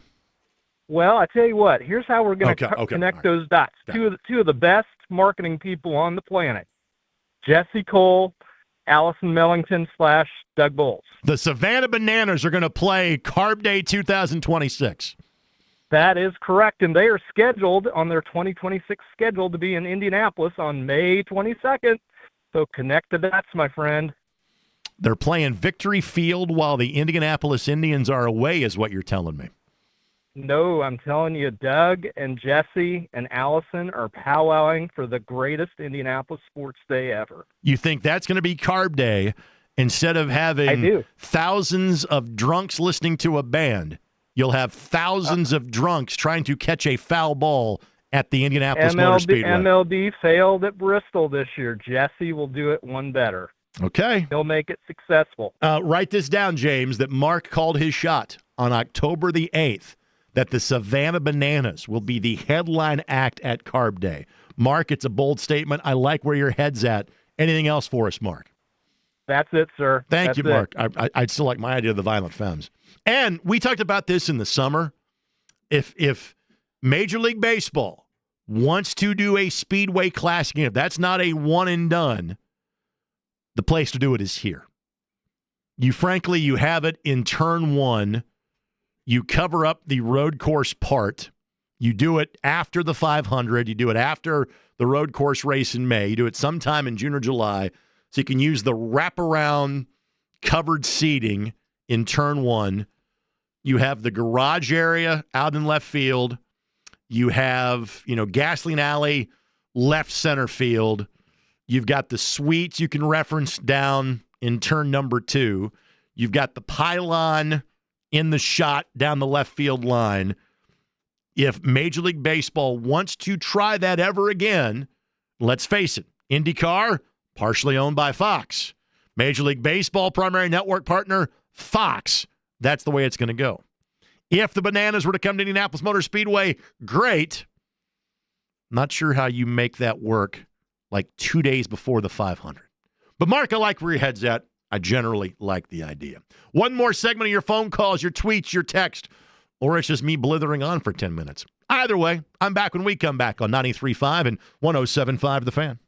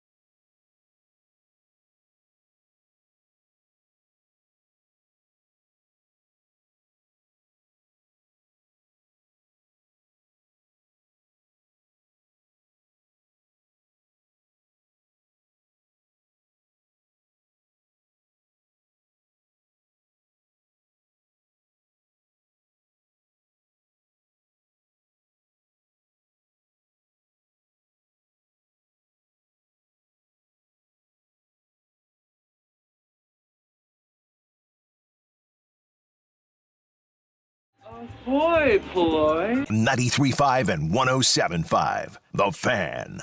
Yeah, there's absolutely, I talked to certain coaches. I've had long conversations with Tony Dungy about those type of things and when to take certain guys out. And those conversations have been really good. Obviously, you seek advice from guys that have done it at a high level for a long time when those situations occur. And just a lot of respect for Tony on how he sees it. And so those thoughts are going through my head during the game, too, and thinking about him and what he would do in that situation. It's been good, though. Like I said, you got to make the right call at the right time on taking certain guys out if the games are like that, which are very rare. Again, that is Shane Steichen from his press conference earlier today, which I was in attendance for. And that is the hashtag first world problems that the Indianapolis Colts have had. They have had 3 blowout wins of their first 4 wins this season. Again, that does not happen in terms of the Colts being second in the league in terms of points scored. But, I looked this up. At one point when it was 40-3, I think that was the 3rd largest margin of victory in the history of the Indianapolis Colts. So let's hit this here truth machine. Nothing like hearing me type in the background. Greg Rakestraw, by the way, filling in on 93.5 and 107.5 The Fan. Largest margin of victory for Colts. And let's see what comes up. Obviously, a 34-point win just happened. But at 37, only a couple of ones had been bigger than that since the team had moved to Indianapolis. And so the whole origin of that question was, hey, these are the problems you want to have, but what kind of factors into when do you pull starters, when do you play starters, et cetera? And the fact that we can even ask that question after week number 5, it shows you kind of what a different stratosphere this team has been in so far. Now, this coming week, I would put this up there with the Rams game. Maybe not as strong of an opponent. Clearly a better team than the Raiders, a better team than the Titans, and I think, frankly, a better team than the Dolphins in week number 1. But it's a team in Arizona that, the obvious question mark is Kyler Murray going to play or not? Didn't practice today. But do you see him make an effort to play, or is he a reduced player? There's not been a lot of comparisons between Kyler Murray and Carson Wentz over the years. Remember when Carson Wentz, basically because the Colts didn't like what they had behind him, had to play when he was hurt a couple of different times early in the 2000s, and he couldn't move, and the Colts offense was pretty much kaput because of it? I would think of the same thing if Kyler Murray has to play on a bad wheel. If he really can't move and he's going to be a pocket quarterback, man, do I like the Colts' chances coming up on Sunday afternoon. But again, to that question, I literally bring that up because it's such rarefied air the Colts have been in, even with a loss to the Los Angeles Rams. But also the fact that it makes you hearken back to the days when Tony Dungy would have to figure that out multiple times. There was a month of a season where Jim Sorgi got the ball in the fourth quarter every game for the Colts, when they decimated the NFC North. The Bears, the Lions, other teams over the course of a 3 or 4 week stretch where Peyton barely saw the fourth quarter. Daniel Jones and this Indianapolis Colts offense has almost been that good where they have replicated something like that 3 out of their first 4 wins of the season. Now, again, this Arizona team, you're not sure what to make of them because of, is it going to be Murray or is it going to be Brissett? And just like every other team, they are going through injuries. For the Raiders last week, it was not having your top 2 tight ends and namely not having Bowers. For the Cardinals, it's not having your top couple of running backs, knowing that Connor is done for the year and on the IR. But you're not sure what to make of a team that has found a way to lose literally on the last play of the game each of the last 3 weeks. Does that start to have this cascading effect on your season as to how it's going to go? Or, does that tell you, hey, you're in for a fight all the way to the final play? Again, all of that gets kind of outshined by, is Murray going to play or not? It's kind of like when I talked about this Colts team 2 months ago, when we were having conversations in late July, early August, mid-August, and I said, there's not a lot of position battles other than the obvious one that we're talking about. That, there are 2 questions and everything else is just detail, is just filling time. Is filling out forms on a page. Who's the quarterback going to be? We got an answer on that one. And is this going to be a playoff team? We like the answer we're getting so far on that one, right? Sometimes, we like to get all into these details and figure all these things out. And sometimes it's just one question that smacks you in the face. And until you get that resolved, you don't know. Well, when it comes to this game on Sunday, that question is, hey, is Kyler Murray going to be the quarterback of the Cardinals or not?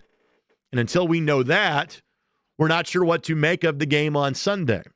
By the way, I break away from talking about the Colts because all of a sudden, the Detroit Tigers are showing some life.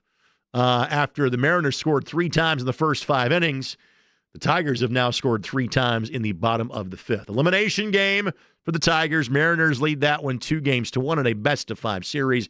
But that game at Comerica Park is now tied at 3 in the bottom of the 5th inning, if you happen to care about that. 317-239-1070. That is the telephone number. That is also the text line if you want to join the conversation as well. Again, coming up in the next hour of the show, Charles Arbuckle in the next segment of the program, Jeremiah Johnson after that. James has grabbed a microphone, which tells me we have a text to read to our listening audience. Please go ahead. This is from Dave in Buffalo, New York, Hello, actually. Dave. He says this year reminds him of 1995 when Jim Harbaugh, who was in the middle of a career crossroad, led the team to the conference finals. They were all waiting for the wheels to fall off, and they never did, except for getting screwed versus Pittsburgh.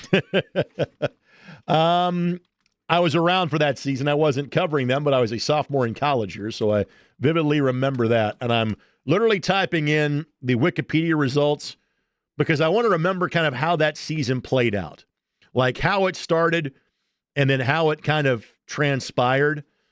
Like the Colts kept finding these ways to have like these, victories. That was 96 where they had these comeback wins. Like they had one against the Jets. But that Colts team was 1-2. Then they got hot, and they just kind of hovered around 500 most of the way.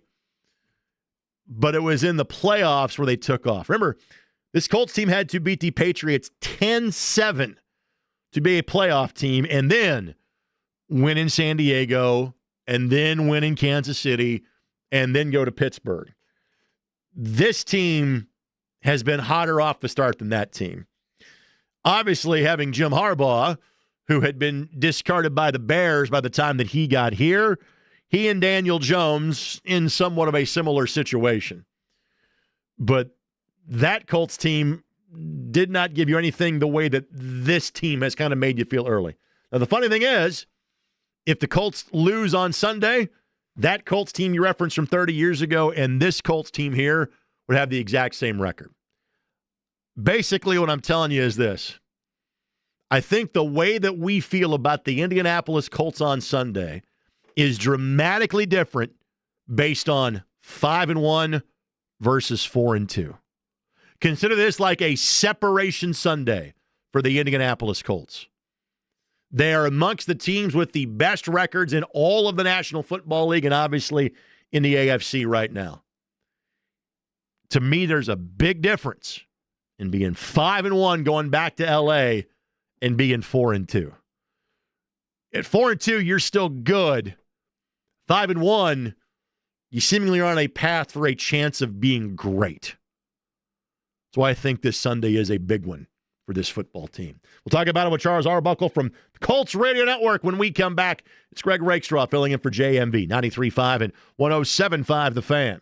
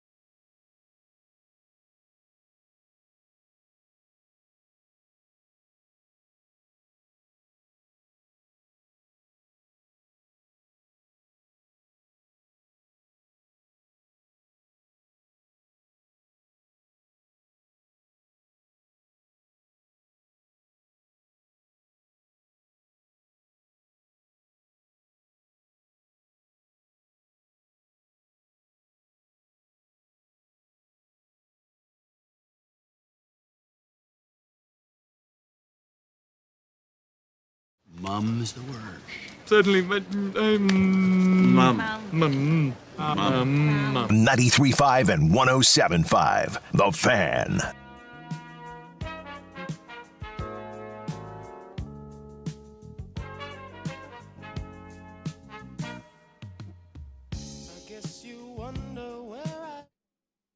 In case you're wondering where JMV is, he's simply enjoying a couple of days off. He is back tomorrow. He is on location both tomorrow and Friday, which he usually is this time of year. So John returns tomorrow. My name is Greg Rakestraw, filling in.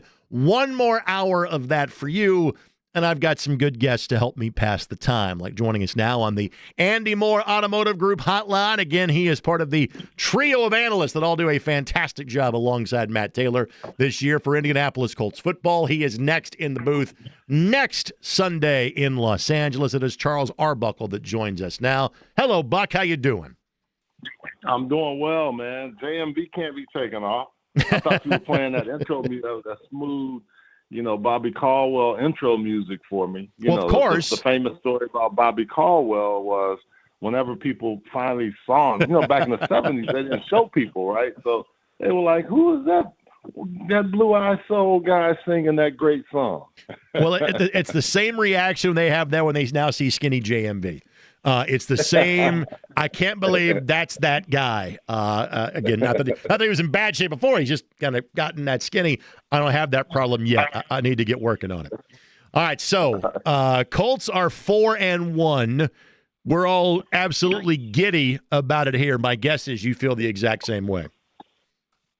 Yeah, I do. I mean, I think there are some issues, that like any team, the Spencer Schrader situation, I think, is one that I'm really looking to see if it's going to, how that's going to be rectified. I know they signed a new kicker, but just meaning that he was really looking like he was going to be the guy to start getting his groove, playing better.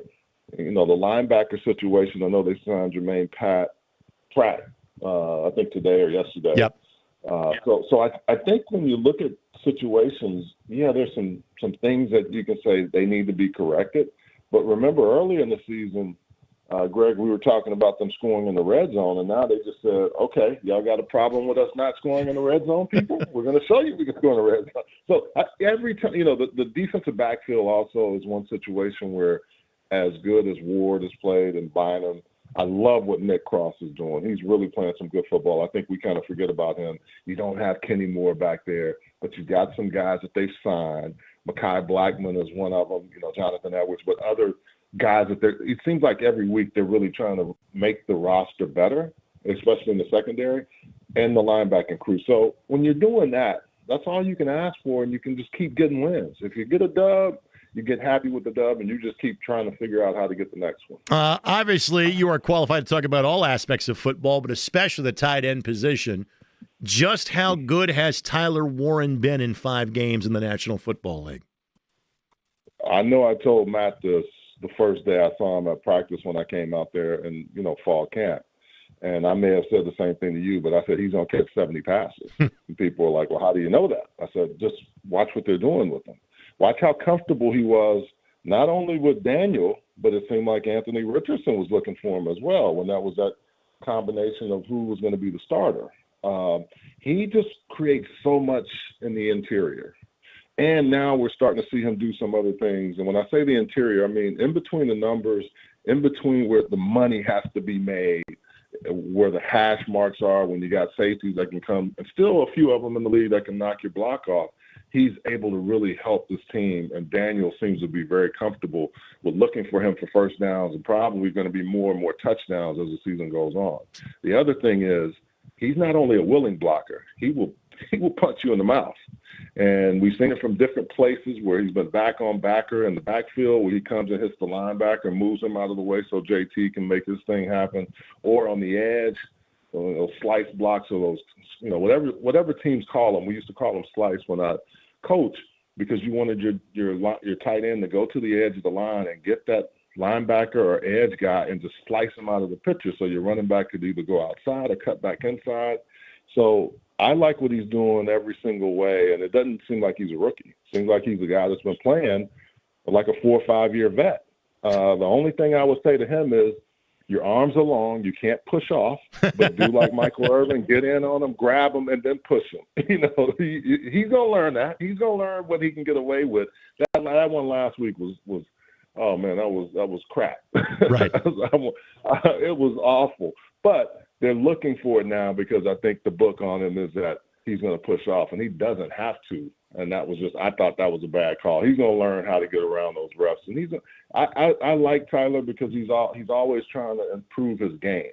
Every time I see him, he's looking, he's talking to the vets, he's working, just really trying to figure it. Don't talk a lot, but he makes a lot of things happen in this offense. By the way, Charles Arbuckle is our guest, and his math was spot on. Tyler Warren is currently on pace for 78 catches in his rookie season, for those of you that are curious in terms of keeping track. When you saw Daniel Jones in preseason, whether it was training camp or the games that you got to do, and when you hear he's going to get the starting job, what did you think he would look like, and how has he surpassed that? Or is this kind of what you thought he was capable of doing?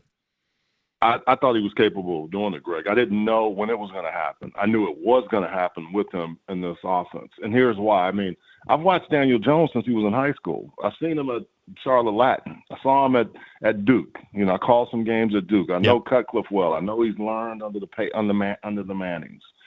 None of that was what I was looking at. What I was looking at was he was very athletic. He was a hell of a basketball player, plays lacrosse. I don't know if he's great at lacrosse, but he plays it. He's just one of those guys that was very, very studious, and people tended to gravitate towards him even at an early age. When I didn't know him well, but I was, when you watch sports and my kids both went to Latin, so I knew him from those days. But what was impressive was this league, man, can chew you up and spit you out. And New York, how many different offensive coordinators he had, how many weapons did he truly have, and how many linemen play consistently in that program with the Giants that was going to give him a chance that he's getting now. That, to me, was what I saw, and I kept saying, he doesn't have to be Superman, even though he has the capability. He started 69 or 70 games up to that point, and he's consistently been a 68, 69, 70% guy. So when you see that, I just had the feeling that it was going to be good because I saw the Colts' weapons. I mean, I just knew. I was like, well, once he gets the chance and gets to play behind this offensive line that's going to protect him, and they're going to have a running game with Jonathan Taylor, the weapons are going to be there. He just has to make sure he's making the right decision. And right away, he started off looking very comfortable, and he put the time in by going and making sure that he knew what he had to do. He knows the offense, and he's got guys comfortable, and he puts the ball in positions where they can make plays with it. That's when you're a quarterback and you can do that, guys are going to make plays for you. They're going to get the ball down the field. They're going to do things because they know Daniel's going to give you a chance, and he spreads the ball around, which doesn't make everybody happy, but it keeps everybody on edge because you're going to get your shot. You might get 3 in a row, you might get one, but when you get them, he's going to give them to you. Well, again, Charles Arbuckle, our guest, Greg Rakestraw filling in for JMV. It's 93.5 and 107.5 The Fan. One of those guys that made the plays when given the opportunity last week was Ashton Doolin. When it's a guy that's normally a special teams guy, a vet that everybody in that locker room loves, when he has a game like that, what does that do for everybody in the room? Man, I said it, and I'll say it again, and people laugh at me. I said he's as tough as 1-year-old beef jerky, and he every time he gets a chance, Greg, he's gonna make a play, and he showed you on special teams. Coaches said, "Hey, wait for your turn," and AD, as talented as he is, he needs to look at what he's seeing with Ashton Doolin. Whenever Ashton has a chance to play, D2 guy coming in there, he's gonna make a play on whatever team or whatever opportunity he gets. And I think that's the critical piece when you watch a team playing well, then you start seeing guys stepping up that you didn't expect to. And that's what I love about watching him and this Colts team right now, because it just seems like whose turn is it to make plays? And not any jealousy with other guys when that guy makes a play. So that's the part that I like about this ball club, and I was really happy for Ashton Doolin because that was a long time coming for him, and I think people didn't expect, oh, no, he shouldn't be starting that. Oh, no, he shouldn't be the second guy.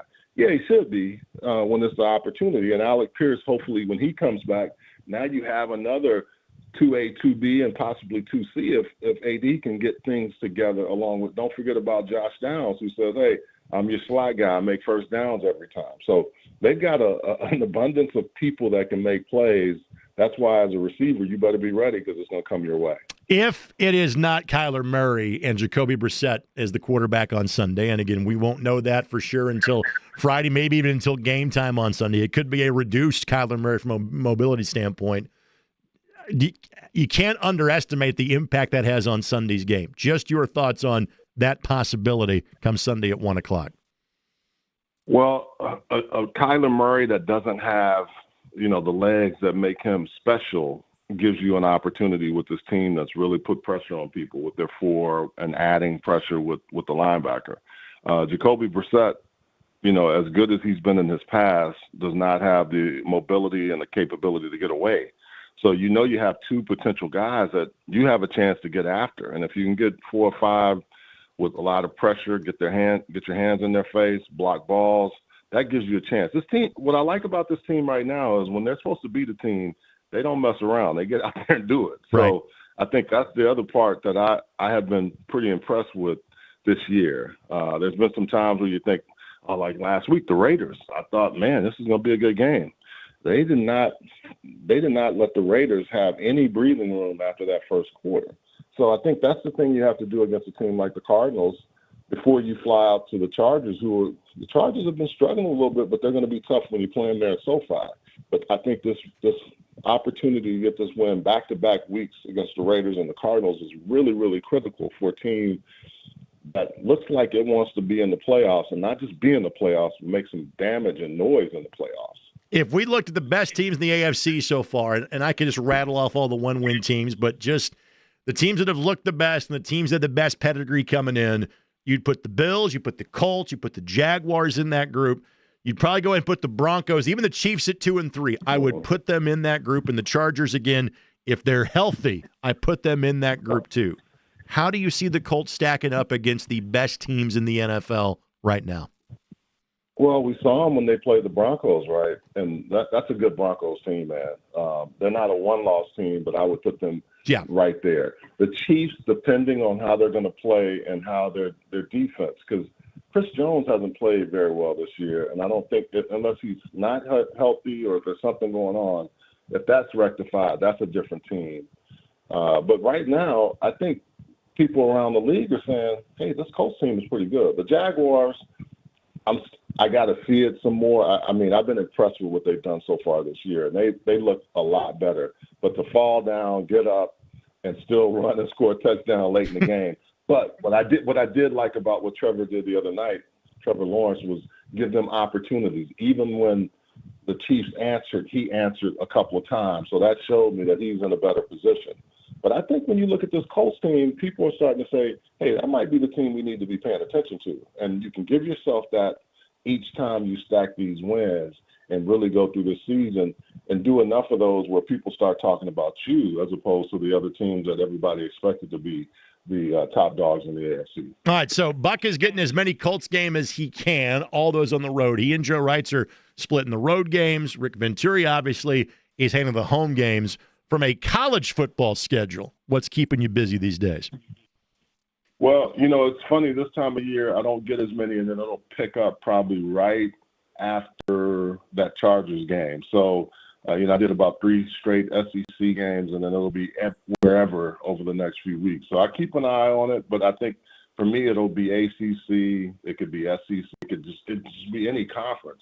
And that's why I'm always kind of ready and looking, especially the Big Ten now. If you look this week, I'm interested to see what IU is going to do in Oregon, right? I think that's a huge game as I look across the landscapes of the Big Ten. Those two are teams that IU we didn't expect to be this good this year, and Kirk Cignetti is like, Google me, I just win. And Fernando Mendoza is playing out of his mind. They got some receivers. They got a defense that plays well, but Oregon is so fast, and they're physical. So I look at that. But Yeah, this time of year is good because I get a chance to kind of get locked in with the Colts, and then once college football starts, it'll be right back at it. So I'm excited about it. I can tell you who looked good last week. UCLA Bruins looked good last week. You know what? I'll say this, man. That was a huge win. I would say Penn State got beat twice by Oregon, but also I'll give a lot of credit to Tim Skipper. Kevin Coyle as his defensive coordinator. Those two guys both are Fresno State guys. If you know anything about Fresno State, they punch you in the mouth. They're tough, physical, and that's the mentality UCLA defense is looking to play. And when you get Noel Mazzoni as an analyst and Jerry Neuheisel as an offensive coordinator, who should have been calling plays for Deshaun probably, and before that, learned under Mazzoni and his dad and Chip Kelly and some others. Nico looked the best he looked all year, and they ran the football effectively.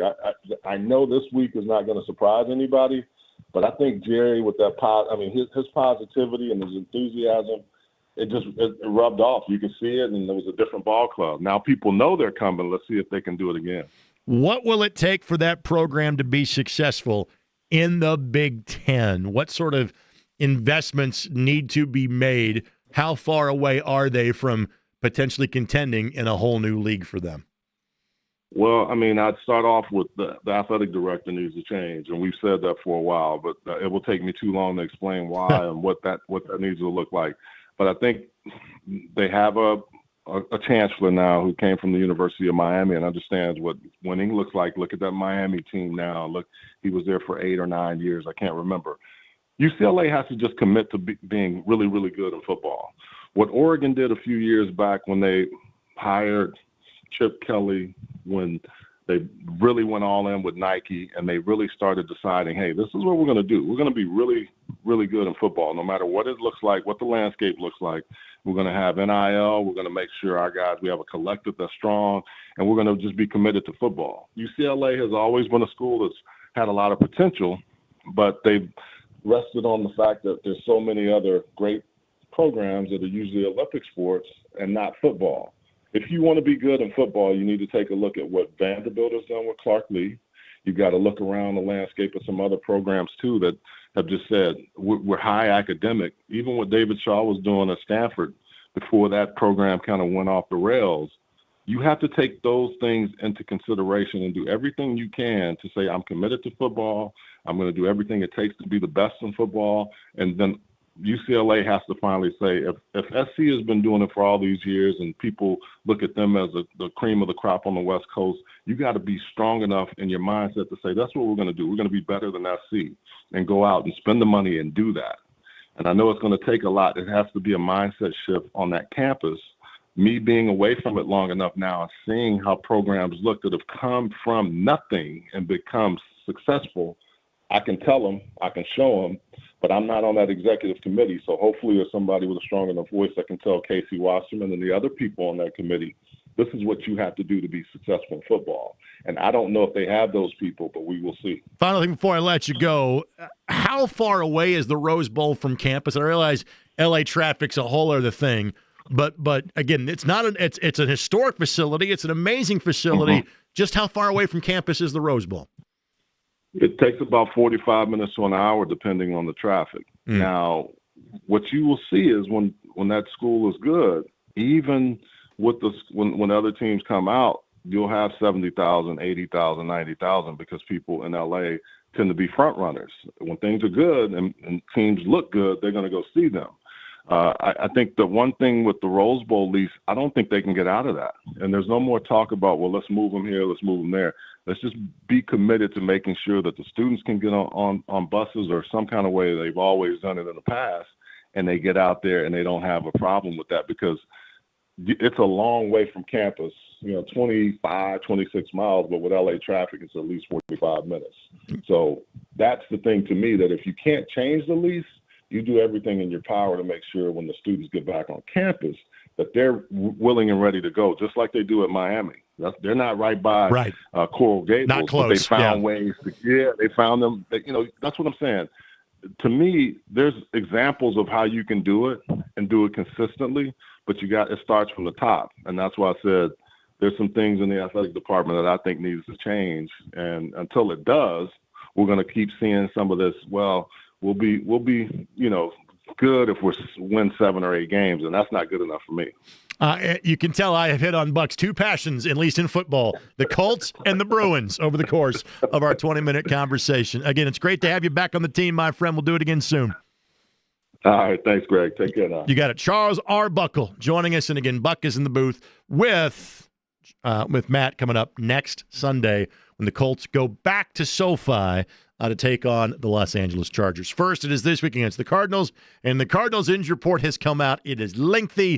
A lot of guys that were limited participation, but again, officially, Kyler Murray did not participate in practice today for the Cardinals due to a foot injury. Things continue to improve for the Tigers. They now lead by a score of 7-3 in the bottom of the 6th.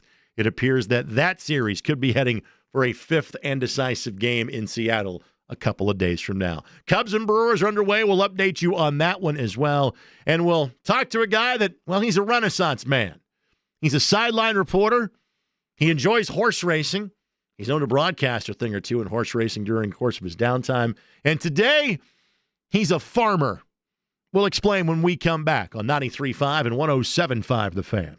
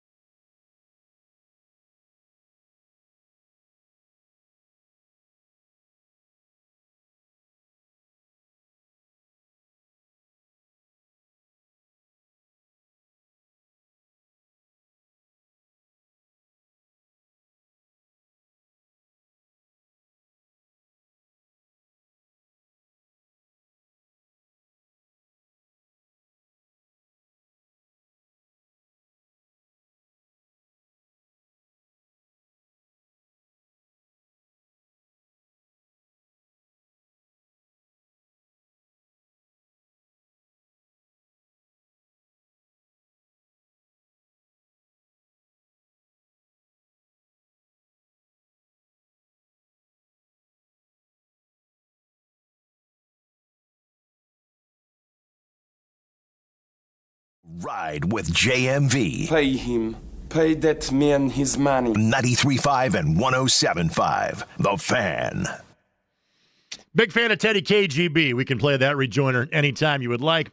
Also, a big fan of giving away tickets. So apparently, the volleyball song from Top Gun has become our theme for giving away volleyball tickets. It's about the only volleyball theme song I can think of off the top of my head. Val Kilmer. Was it Anthony Edwards? Not the one that played against the Pacers last night, but the guy that was in ER.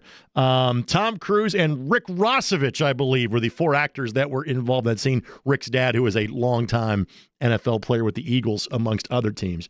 They will not be appearing in the Monon Spike match next Thursday, but Indiana and Purdue will be. And call the number 4 right now at 317-239-1070. You're getting 4 passes to go check out that historic college volleyball match inside of Gamebridge Fieldhouse. Call the number 4. Gets 4 free passes. The Monon Spike match coming up next Thursday night at Gamebridge Fieldhouse. While we are doing that, let's go to the Andy Moore Automotive Group hotline for the last time today to a guy that, again, is a man apparently of more talents than I knew about. Jeremiah Johnson, farmhand when he is not working for Pacers Sports Entertainment. How was your day on the farm today, JJ? Fantastic, Greg. You know, the Twitter account, Pacers JJ. I need a different one that says Farmer JJ. But, yeah, I've got a little farm in my blood. My mom's family, all farmers up in the Biffis, Manchester area. But I'm friends with the Gore family, and Gore Farms in Monrovia. Whenever I have a free day and they need some help, I offer it up, and I enjoy being out there helping them. And they're busy combining, and they need some extra help disking some of the soybean fields to get them ready to be planting corn in the spring. So had a great day on the farm, and I'm looking forward, though, to chat a little basketball with you. What all different pieces of farm machinery do you feel confident in driving? Well, they don't trust me to drive this tractor on the road because too many mailboxes and power lines. So I'll drive the truck behind them. They'll get it in the field and ready to go. And this is maybe not quite. It's Caterpillar tractor, not the full combining tractor. But again, this is my specialty is disking. So and you know, people ask how you keep a straight line. I didn't realize this till I started last year with them and helping them out.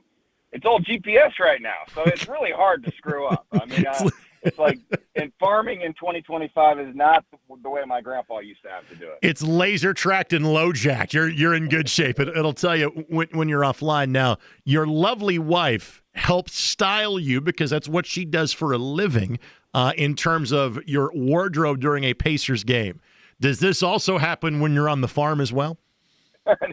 Not exactly. No, it's don't wear something too nice because you're going to get it ruined. But today I had a Hickory Pacers sweatshirt on. I felt like that was actually appropriate. So I don't think she really even cares what I wear in the tractor as long as it's not something that I need to keep nice. All right, since we're talking about the family, I'll get all the family questions out of the way first. How does the upcoming basketball season at Zionsville looking for your son? Well, it should be, excited about it. They're a younger team, and they're going to have to replace a lot of scoring, but they've got a lot of guys, and I'm hoping they can play fast and sub a lot. Maybe play a little bit like the Pacers. I was going to say.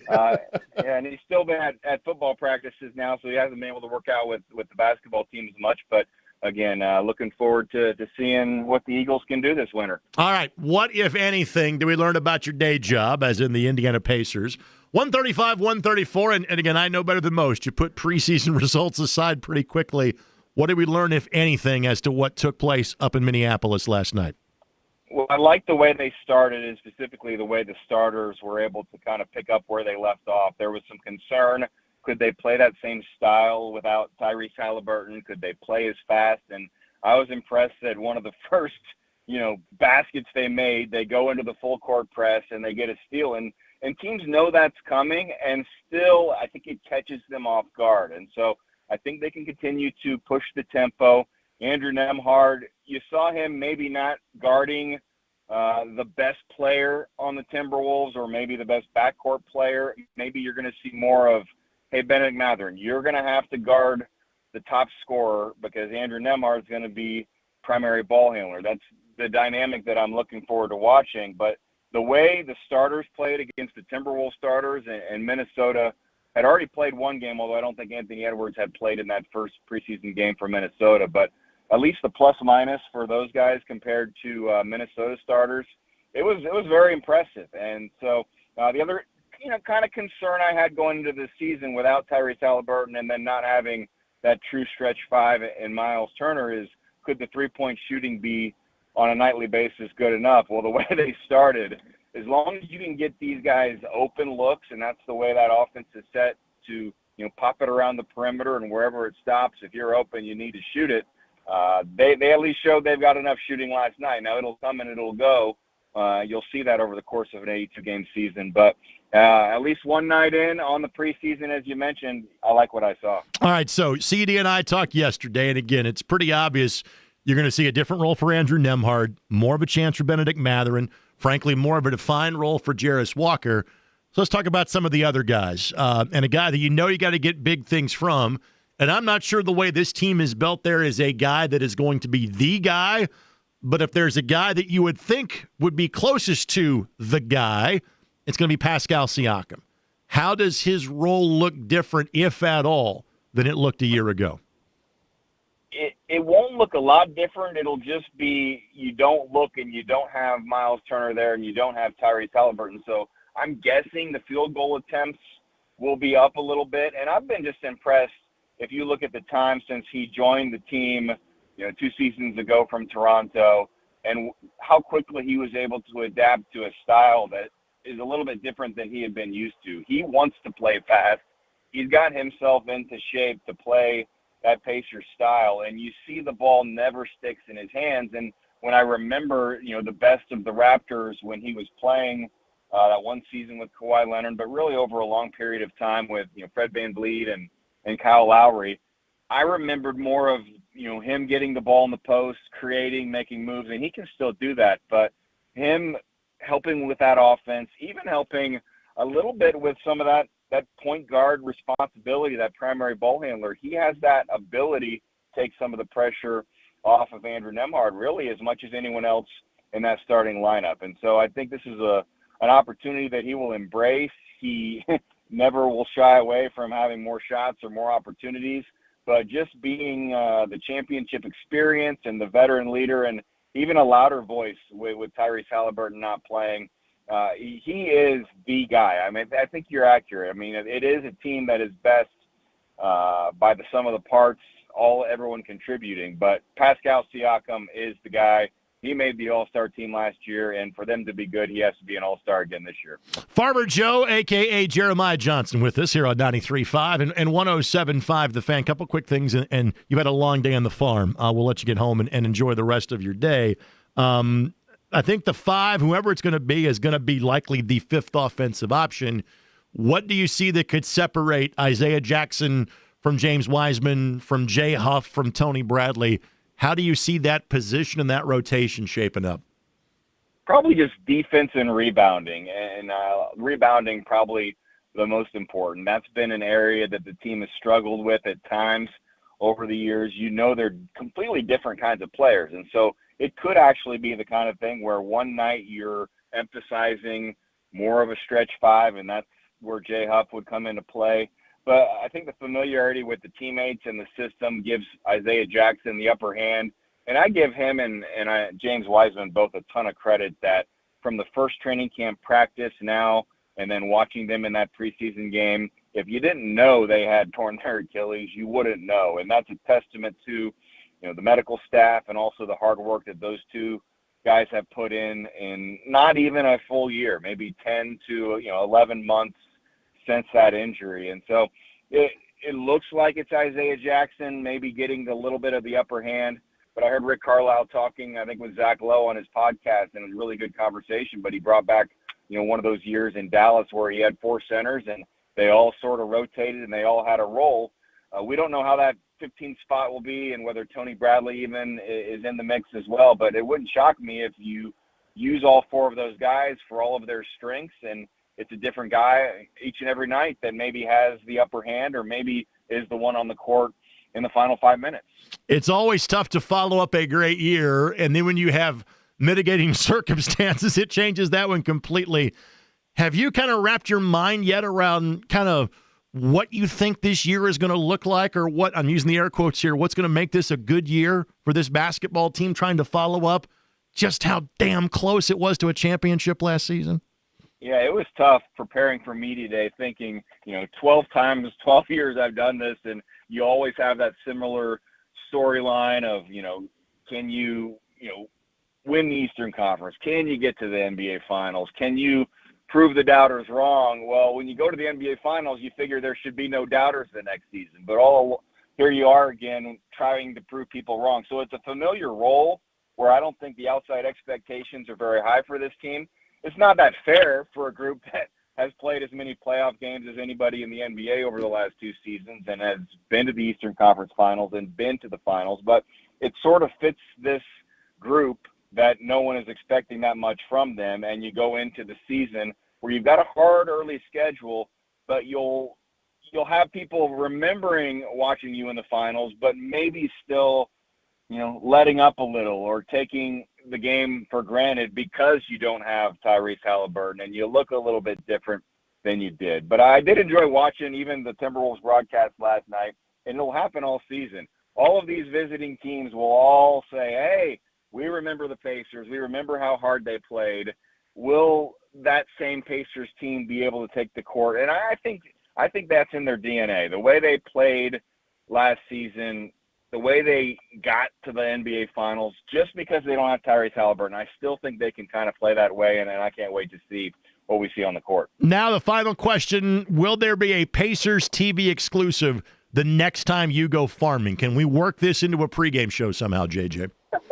No, I think this is radio exclusive. I try to stay in my lane. I don't want to be too big of a part of the broadcast. You got, Chris and Quinn need to get all of their flowers and their airtime, and obviously the players are the big story. So I'll just tell the story of the team and the players.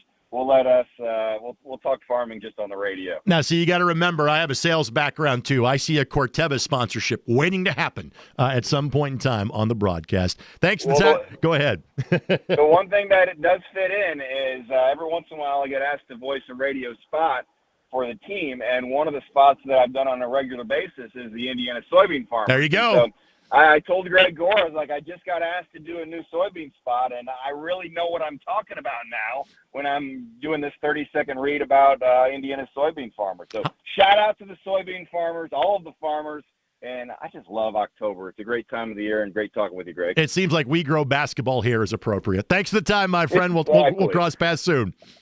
All right, thanks, Greg. You got it. Jeremiah Johnson, again, kind enough to join us literally from Farm Machinery. I didn't have time to ask JJ the question because James is mad at me because we're like late, and he's like, I have to deal with this every day with John. I didn't think that would be the case with you, but here we are just blowing past the proper break time. Show's about to end. But my guess would be if JJ has something of a farm background, he probably learned to drive the same way I did. It's easy to, get your learner's permit when you're 15. When you've been driving a tractor since you were like 11. That was kind of the way of the world for me. Plus, there was also a car we would drive around a buddy of mine's trailer, but that's a conversation for a different day. We'll come back and wrap it up next. We'll update you on baseball. There are suddenly runs aplenty in both games that are taking place. And we've got race of the day. We'll do that when we come back as well. 93.5 and 107.5 The Fan.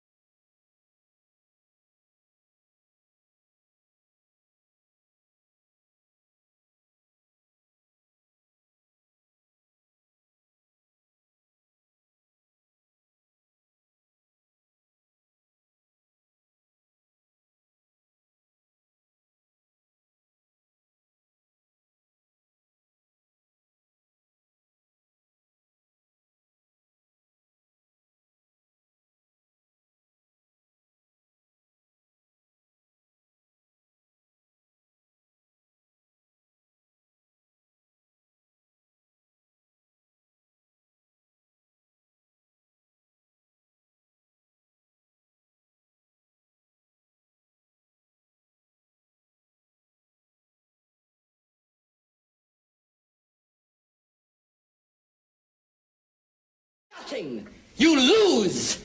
Good day, sir. 93.5 and 107.5. The Fan. It's the closest thing we get to Michael Grady because he went on the call last night. So we get the old line from the pop quiz. By the way, we began that break with race of the day. Our winner is Jason Moyers. The winning horse was Odds on Antiquity.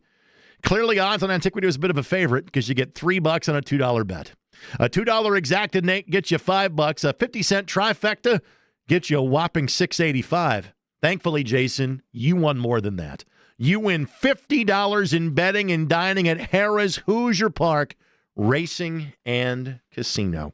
I was so taken aback by JJ being a farmer, I had no chance to ask him about his other passion. He's become quite the horse racing aficionado and broadcaster. But again, we focused on farming and pacering on the show in the last segment of the show. All of this available on the podcast page when you log on to 1075thefan.com. Again, thanks to our great guest on the show today. At 3:30, it was Zach Osterman. At 4 o'clock, it was Kevin Bowen. At 5 o'clock, it was Charles Arbuckle. Last segment, it was Jeremiah Johnson. And right now, it is James Adams. James, what do you have? An unnamed listener kind of bringing it back to something we were talking about earlier in the show. When does the Daniel Jones extension talk truly ramp up? It's a good question. And I think it's almost like market dependent. In other words, and we were having some of this conversation behind the scenes in terms of what you can do and what you can't do and how it affects this year's cap. In other words, if this keeps going the way that it is, you don't want him to get to the open market. At the end of the day, you could franchise tag him, but a franchise tag for a quarterback gets you into the $40 million range pretty quickly. And his market value is going to be significant, but maybe if you do a deal now, you could lessen that a little bit. And I want to make sure I'm giving proper credit because this is all the usual Colts reporters that all kind of gathered together before we hear from Shane Steichen, go back in the locker room, go back to practice, etc. So and James Boyd can talk about this on the morning show tomorrow. On the guys that are kind of on second or third contracts or on second or third team, as Daniel Jones is, that market is probably somewhere in the mid $30 million range over the course of anywhere from 2 to 3 to 4 years, whatever the case may be. So it's something that Daniel Jones won't talk about, something the Colts will talk about publicly. I think they'd like to get it done. And the good news is for the Colts, it's good news, bad news. As it relates to Daniel Jones, it's good news because you had set this team up to basically have an out or kind of a reset button this year or next. There's a lot of guys on the last year of their contract this year or are signed to a one-year deal this year because you knew you had to get to that point if Anthony Richardson hit. You had kind of tied your team's window to the end of his rookie status of his contract, which would be next year. Given the way Daniel Jones is playing, you obviously want to keep him around. So I'm sure it's going to be a story off and on the rest of the year. It's a story as long as he is playing outstanding football as he is now. But the Colts do really hold all the cards in the deck because, again, at the end of the day, they can franchise tag him. And, again, they don't want to because they'll pay more for 1 year than they would over the course of a 3 or 4 year deal. And it takes a bigger, chunk out of the cap. But they are still in the spot of having the leverage as we speak. All right, we got a couple minutes left to go before we have to exit stage left. Updating you in Detroit. Again, certainly appears the Tigers going to force a Game 5. That game is in the bottom of the 8th. 8-3. Tigers are in front of that one. Again, Mariners lead the series 2-1. Mariners led that game 3-0. Tigers explode in the bottom of the 5th, and they have been hitting ever since. Winner-take-all game, it appears, in that series. Brewers lead their series against the Cubs 2-0. Cubs had a heck of a first inning at Wrigley Field. After the Brewers got on board first with an early run, leadoff home run by the Cubs first baseman in Bush, they end up batting around in the bottom of the first inning, and the Cubs have a 4-1 lead on the Brewers. That game is now going to the top of the second. I feel like saying to be the man, you got to beat the man. But I also know that when this music plays, it is the long, slow buildup to get the blank off the air. In other words, your day is done. James, it has been a pleasure. Thank you very much. Next time you hear me on the radio station will be Friday morning with the morning show guys. Of course, Soccer Saturday on Saturday mornings. Let's face it, there's not exactly a shortage of ways you get to hear from me on radio, TV, internet, carrier pigeon, whatever the case may be. You want to go back and listen to the interviews? Podcast page now, 1075thefan.com. Enjoy the rest of your Wednesday. John is back tomorrow.